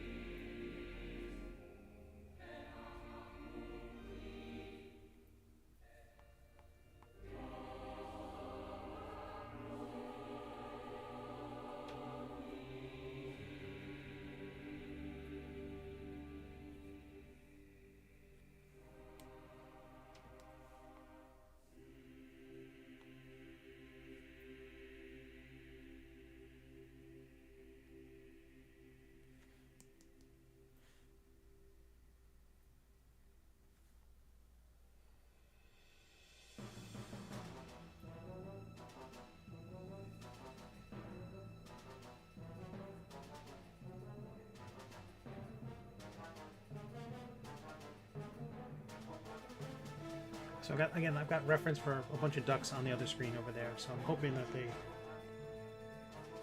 So there's a gap right there. There's a wing. There is a feather that covers it.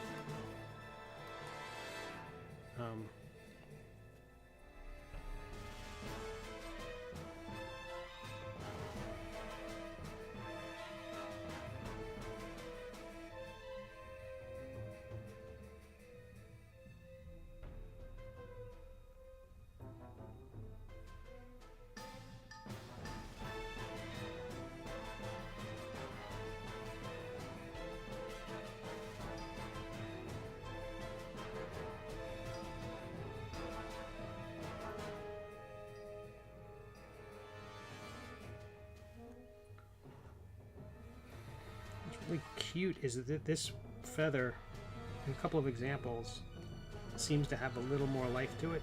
Like it's got some, they all have some bendiness to them. So I'm going to try to bring that out in some of these. So they're not all so stiff. I want to twist each one a little bit, just bend it a little bit. I don't know if anyone ever worked with that kind of elasticy craft paper when they were kids. I was like at a daycare center when I was a kid for many years, and I forget what the parade, there would be a parade, maybe it was for Thanksgiving or something like that, but they would decorate like a truck, like a pickup truck or something like that, with, or a van, with all these flowers that we would make. And it was like you take the paper, you cut into the shape of a flower, and you pull it a little bit, and the paper had an elasticity to it, but when you pulled it, it kind of kept its shape. So you can make these flowers, you can make roses and all sorts of various flowers with them. And we would just make the kids would make all these flowers, which would then be attached to, would be strung together and then put on a vehicle. I don't think I ever went to the parade to see the final result, but the making those flowers is quite a very peaceful craft project. But I want to give that kind of bendiness, that kind of flexibility to the individual feathers, so they don't feel quite so stamped out of material. But in terms of as a start goes, I'm really happy with how this is coming together.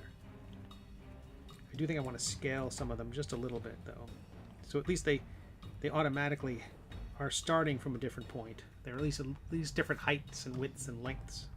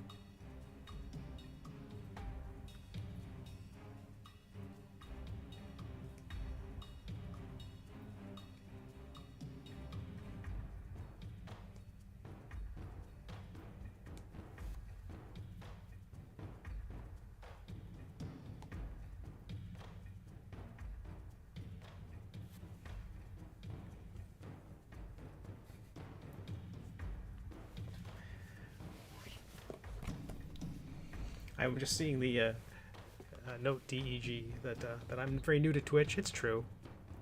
I don't deny that anymore. Okay, so that's the underside wing of the wing. And so I'm going to continue to work on the, oopsie, I'm going to continue to work on the underside and try to get that looking right. And then I'll go onto the top side and, you know, cover that. And I think, so far I feel like the effect is coming along pretty nicely.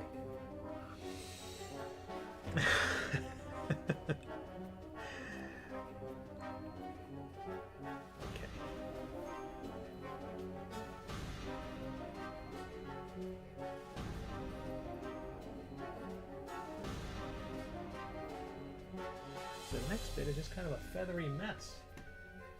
It's extremely downy.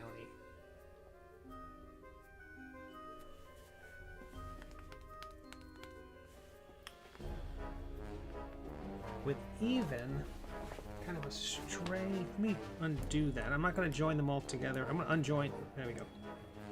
Take this one feather, and we'll duplicate it. Hide it. But the original one, we'll rotate some more, scale it down.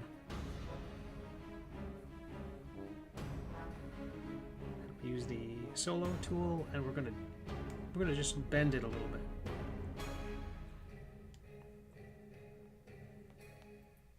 I think we do more than that.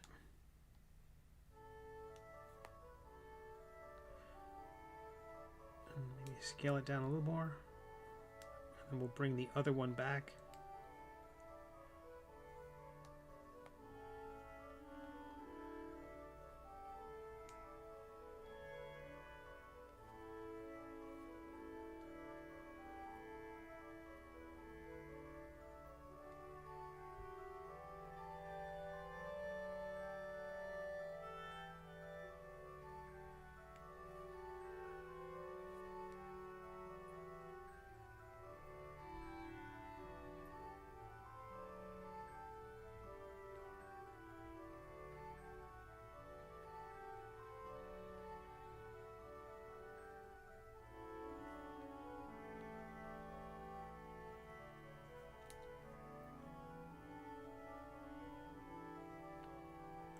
Just a stray one that kind of comes out acting a little bit rebellious.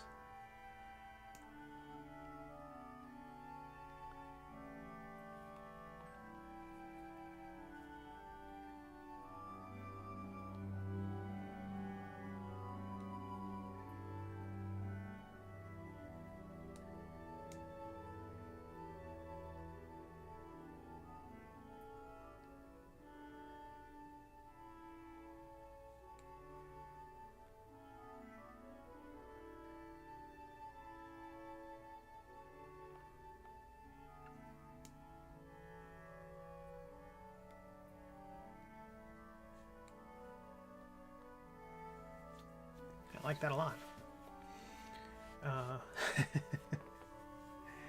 NPC, how are you? Nice to see you. Max Powers Comics over on the YouTube. Check out the comic Max Powers on WEBTOON. It is, if you were here for the intermission, you got to see some of Siobhan White's artistic awesomeness during the slideshow. And Biggie Boo, hello, good to see you over on Twitch. James says, I'm back, my interwebs pulled a Winnie. Sorry about that. And asks a great question. If for those of you who are watching, if you are doing one of the Webtoons Call to Action comics, how's it going? We got to see a sample of NPCs, Max Powers, the Call to Action webcomic.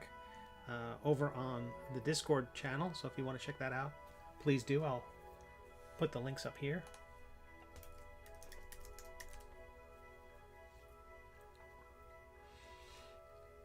And the stream usually runs Tuesdays and Thursdays, 4 to 8 p.m., but I'm calling it a little early tonight, 7 o'clock. I'm a bit under the weather, but we carry on. And if you're here on Tuesday, you saw that I was going to try to build this wing out of just one piece, and we're going to extrude bits, and it was kind of looking a little bit like Archangel from X-Men. It was very mechanical looking. It was very dangerous looking. And today I thought, why don't I just try building it one feather at a time? And so that's the approach so far. Clearly I need to put in like the decorations and spines and bits of, slicing and dicing it up a little bit to make him look more feathery. Stylized feathery, cartoony feathery. Because, these are cartoon characters, so I'm not trying to make them look like... I'm not trying to pass this off for a real duck. I want this to be fun. And so, yeah, we're building it one feather at a time. James says, oh, he's working on one. A call to action. And very early stages thus far. Ooh, I like that. I like that everyone's working on that. That's great. I'm excited to see what people do.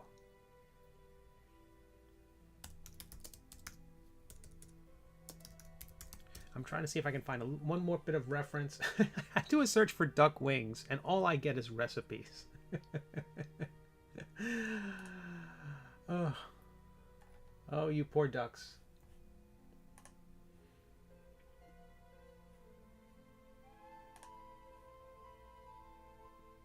Or worse, I get Pinterest.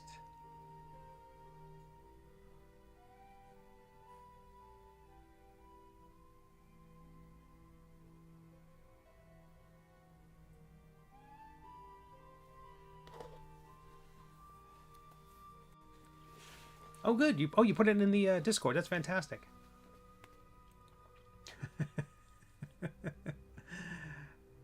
Biggie Boo says, not doing the call to action. Wanted to, but I got too much fan art pieces that I need to finish. Oh, that's great. Either way. The call to action is good. It will take a lot of time. I'm not usually a fan of contests, but I do think, especially for a new creator who's kind of like not sure of, they haven't been swept in a particular direction, or they don't have a lot of momentum to work on their daily or their weekly comic or something like that. They may have a weekly comic, but maybe, let's say, it's not at the point yet where taking a little time away from it is going to lose them any momentum. The idea of getting a chance to work on something where a lot of people might be focusing their attention, if there's a voting process, for all I know, that will incentivize people to scroll through and look at all the different submissions. It should be exciting, I think. And a great way to get a lot of eyeballs on the work of artists who haven't been seen before. And if you're not familiar with what we're talking about, the website and app WEBTOON, webtoons.com, has a contest going on which will begin in the beginning of June and run through the end of July, where they're inviting people to submit action stories, and they define them. If you check out the website, they've got the rules of what they're looking for. It has to be about at least 60 panels, so a fairly big story, like 10 to 15 pages of traditional comics. But it should get a lot of attention for people. And there's a big cash prize, and the winner or winners, I don't know exactly. Some of them will be turned into animated stories. And DEG's got all the deets, links in the doobly-doo over on Twitch. Another reason to be on Twitch, just for DEG's links. Okay, meanwhile, back at the wing, it seems like there's these large feathers, and then there's these little jobbies, and then eventually there are a few that kind of cover over. Whoever designed the duck clearly did some sloppy work when it comes to the under wing, and so they just kind of did big strokes of like big feathers. Clearly they phoned that part of the job in.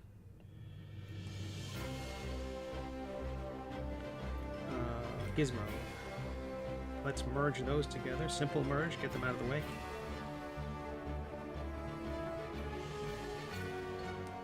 Turn our wing back on. It's very translucent, but it helps me see roughly what I'm doing.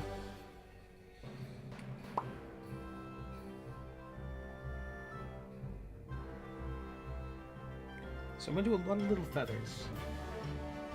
Or I'm going to do a couple of little feathers. Not too much. I don't want to go nutsier. So selection mask, we'll select our first one. We want it to overlap.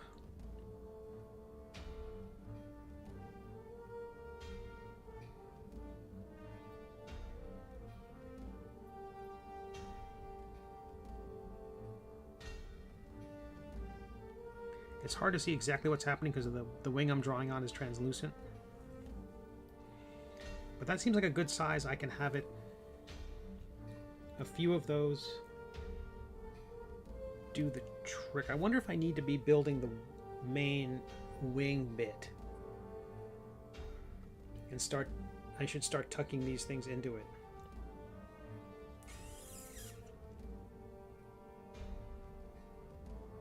Let's do that, and if it's awful, let me extrude this bit out first, and we'll make it a little thinner than the other pieces we've made so far.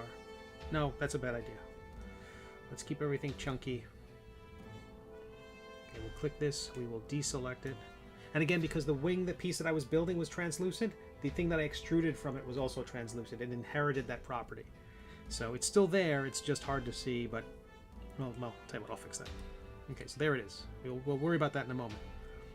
I'm going to see if I can draw the main wing part, or I should cut it out of that shape.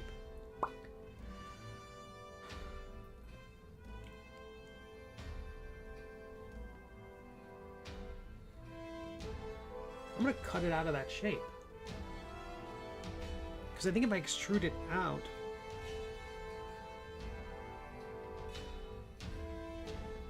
it could create a weird hollow. Okay, let's make it, we'll duplicate it, we'll hide the original one, we will fix this one's opacity. Not all the way, I still want to see what I'm doing, sorry. What I also like is I can see my drawing on the other side of the wing through the wing. I like that it didn't seem to adjust the opacity of my drawing too much. Trim. And we're going to use the polygon tool, and we're going to use the flip function. So instead of... Have we got the right thing selected? Yes, we do. The idea when you use the trim tool is you're cutting out a piece. So whatever you circle, you hit it, and it goes away.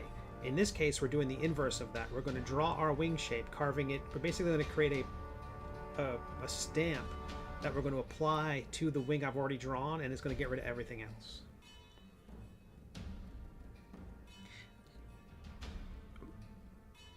No, we're not.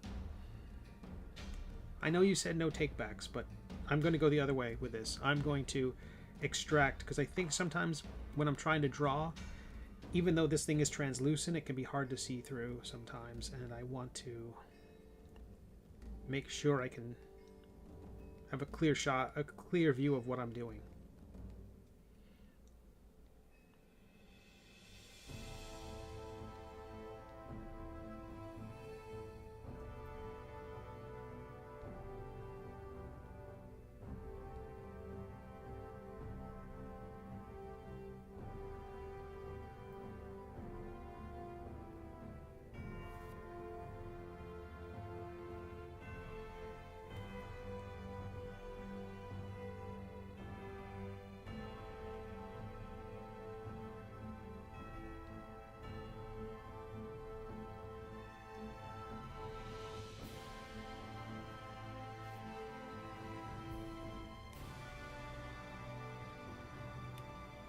So I'm going to now make this opaque.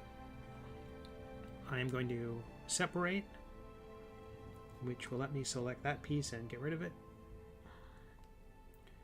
And that part of the wing needs a bit more. I'm going to view it solo, but there's all this part underneath I got to get rid of. And surprisingly, this kind of looks like a wing already. Like you would order a plate of those somewhere, wouldn't you? If you're into eating ducks, you monsters. How dare you talk about that stuff in front of Waddlebottom, the lord of all ducks. Can't believe you even brought that up. Okay, we're going to remesh that. How are we doing over here back in the world of text? DG, my web links bring all the boys to the yard. Well, and then they link them outward to a different yard.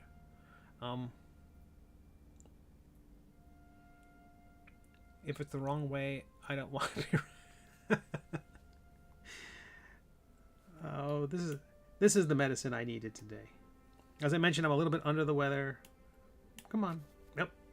I did too much clicking. Every once in a while with the... Wait. What's going on here? Smooth is set. Symmetry. Oh, it's working. It's just needs more juice. Okay, so we're cutting this out of the... We cut that shape out of that simple wing we had before, which was very thin, because that was the shape we were creating at the start to hopefully extract, basically carve the whole wing out of, and it didn't quite work.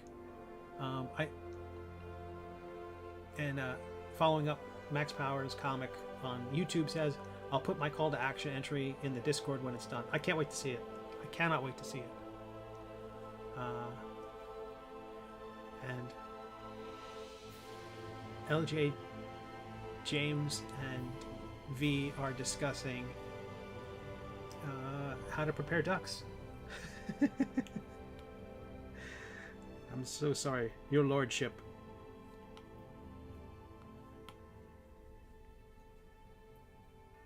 Okay, so I've created this.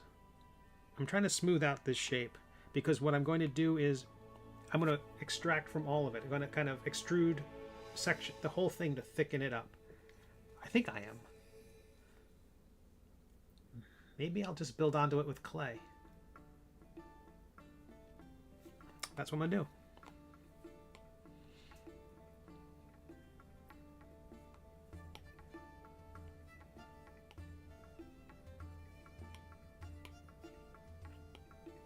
How are we doing on time? Okay, we're going to wrap it up a little bit early tonight. Again, I'm not feeling fantastic. Originally, we were going to call it early just because I was going to be flying out tomorrow to Free Comic Book Day, but because I don't feel so great, I am not going to Free Comic Book Day. Again, I took a test. I got the rapid test. I don't have the COVIDs. I probably have the flu or the common cold or something. But that's a little pointy, but yeah, I'm going to shave that off there just because I think it could cause problems later on when you have that kind of really stalactite or stalagmite geometry. Later on, when you're moving things around, it's suddenly, those are the parts that come back to haunt you. So I'm going to trim that off.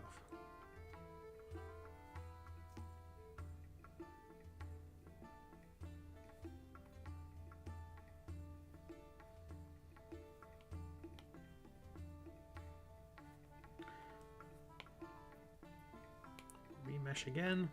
Turn the power way up.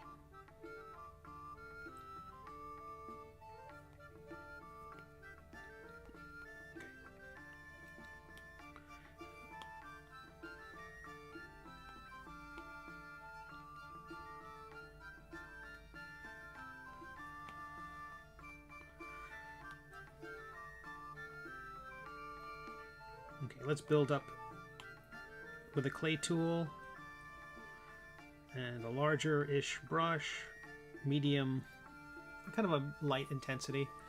Hey, Shakazula CC on Twitch, how are you?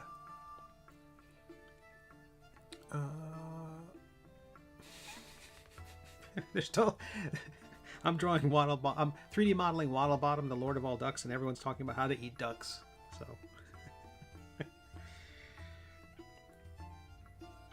how dare you? I will take a break at some point. I'm going to go look at the ducks. There's a local, I mentioned before, there's a pond by me that has a bunch of little baby ducks in it. They make my day better. They always make my day better. They are adorable.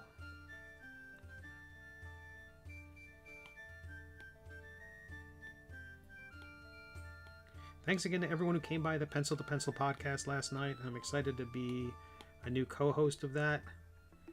It's on YouTube at Pencil to Pencil.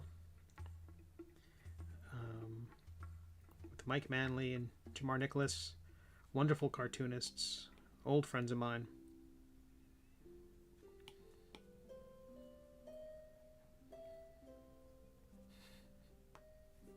And I hope everyone's enjoying National Cartoonist Day. Celebrated, I believe, with a Corona. And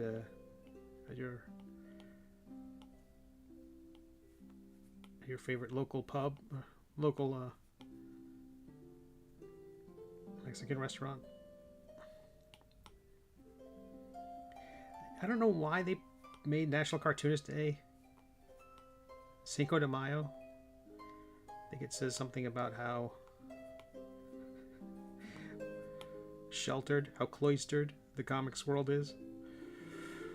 Okay, or the cartooning world. I'm gonna turn solo on just so I could see without all the stuff in the way. Oops.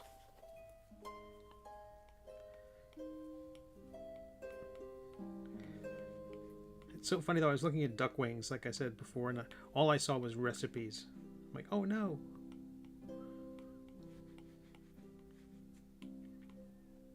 Okay, let's smooth that out.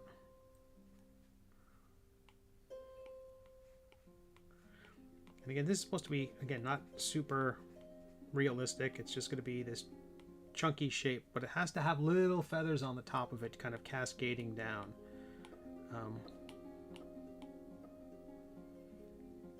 That will help cover the other feathers that we've created. So it's all going to create this kind of canopy of feathers, I hope.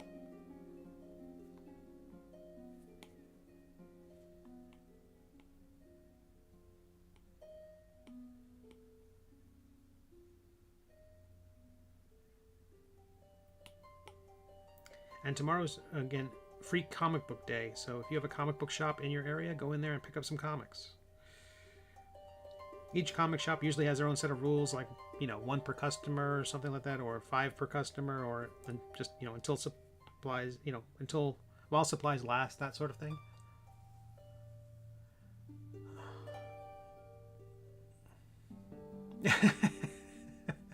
Talking about recipes for Peking duck.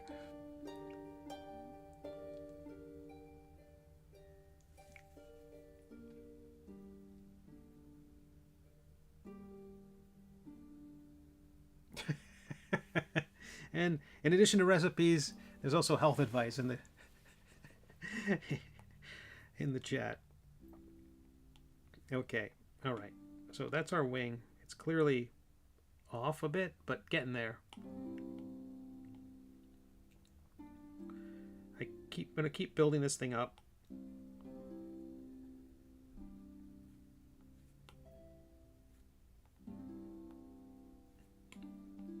Because if I have to sculpt it down, I will. And I'm going to remesh it. And then with power on the smooth brush set to stun, I'm going to go... Actually, I'm going to reduce the mesh.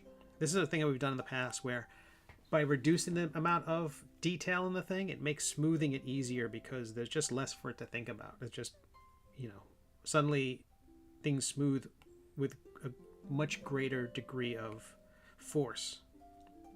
Just because there's less data to be messing around with.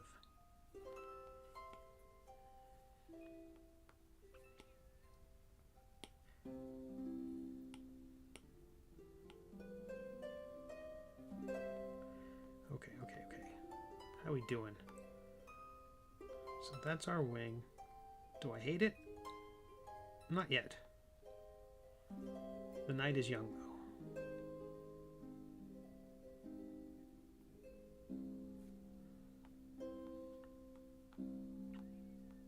Okay, so I'm going to use the drag tool.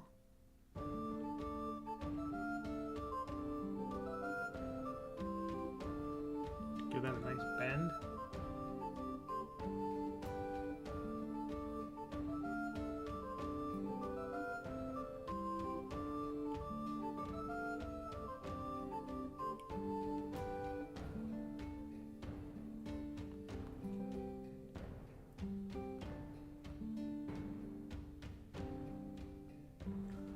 Those feathers come out.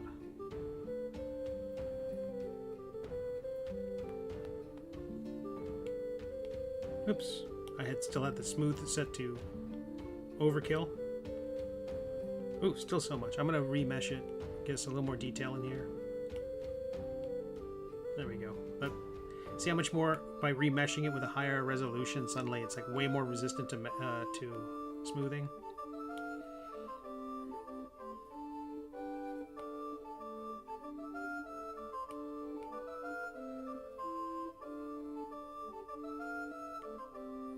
So I stream Tuesdays and Thursdays, 4 to 8 p.m. usually. Today's an exception. And there'll be a bonus stream on Saturday for Free Comic Book Day, where I'm going to do a little bit of doodling, and there'll be a new code to download a free book from my website, so everyone can get a free comic, even if they can't make it to a comic book store. Let's remesh this one more time. How are we doing on time? Oh, we got 15 minutes. We got time. Sweet. Okay. Let's add some nice thin brush. We're going to add some stuff to this feather.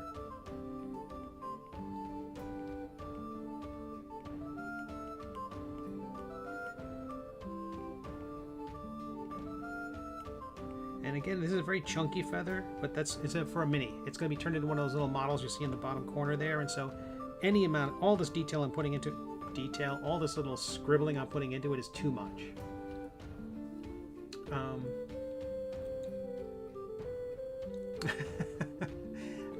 DG asks on Twitch, that reminds me, my 8-year-old asked me if the St. Patrick's Day leprechaun was going to bring her anything. I looked her square in the eye and said, sweetheart, the only thing St. Patrick's Day is for is drinking alcohol, and your friends are spoiled.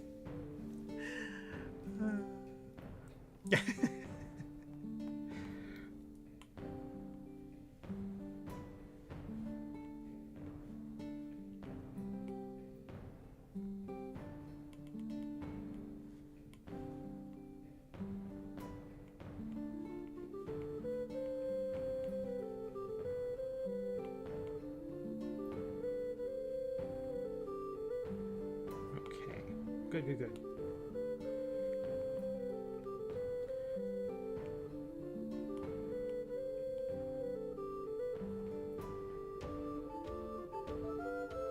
Yeah, there's some gaps there I need to worry about.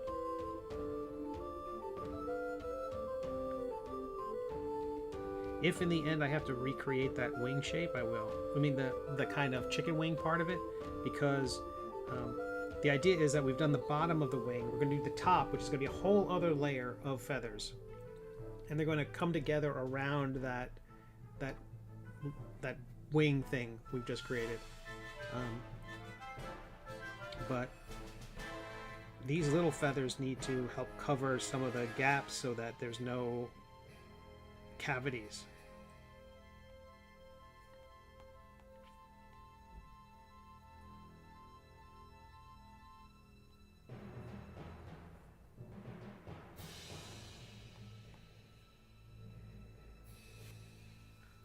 Do it.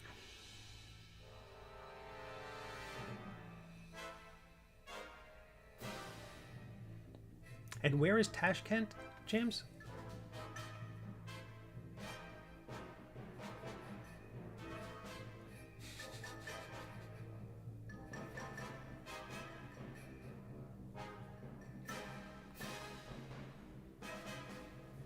Yeah, so these little tiny feathers are tough to see at any size, so I'm just gonna, dare I say it, wing it. Okay.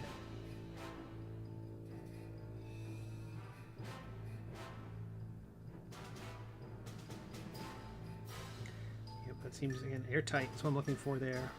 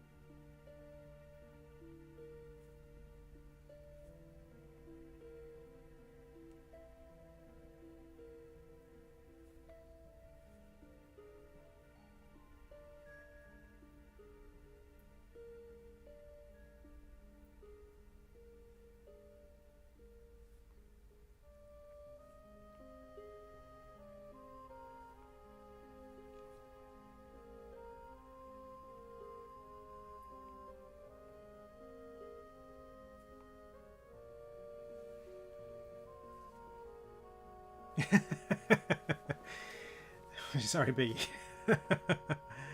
Capital of Uzbekistan. Oh, wow.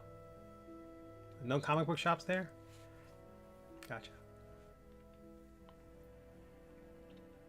Well, good news. There'll be free comics to download.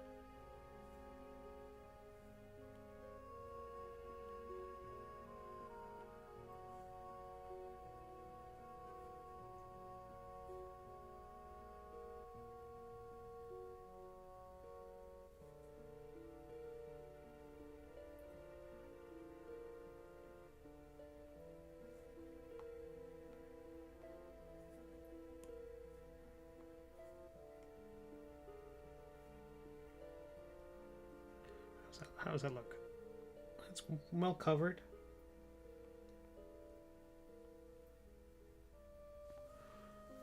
Oh, NPC.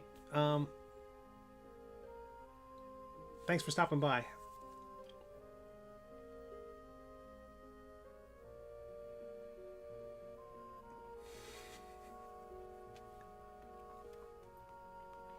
Okay.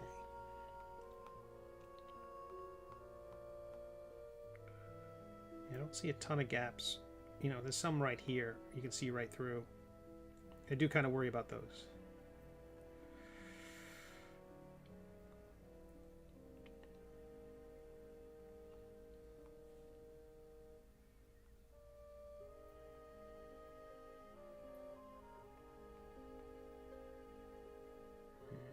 I worry about those a lot.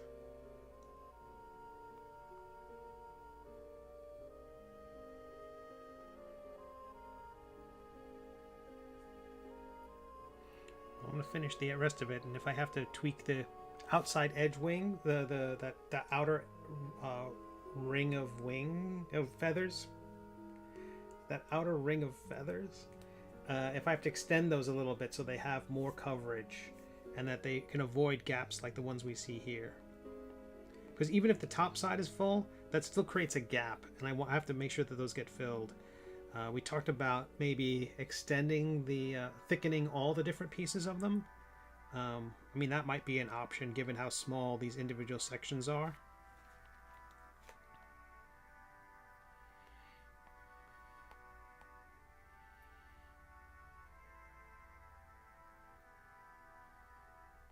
Yeah, I have no idea if this is going to work at all.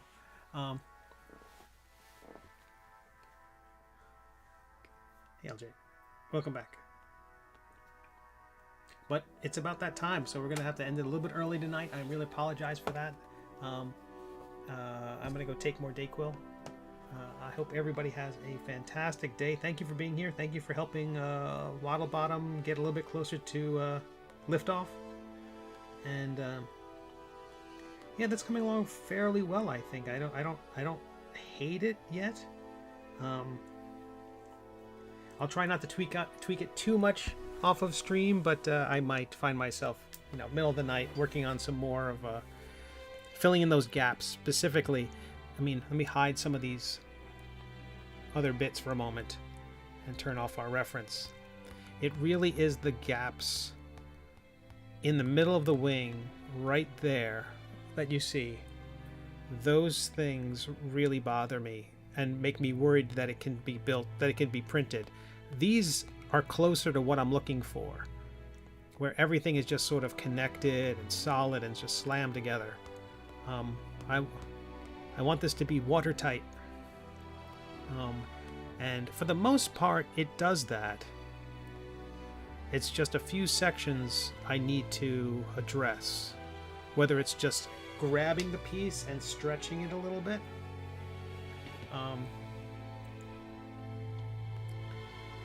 But just gotta fill those gaps in. If I could fill those gaps in, then the whole thing will hold together. But thank you so much, everybody, for the kind words. I'll feel better. I mean, again, I had the quick test, the rapid test, and it said, hey, it's not COVID, so that's great. I mean, I didn't take all those vaccines in vain. I have no idea where for us to go visit. Anybody have any suggestions? YouTube folks, I will see you on that bonus stream on Saturday, and then I'll see you next Tuesday. But Twitch folks, hang out for a moment. Thank you again, YouTubers. I love you.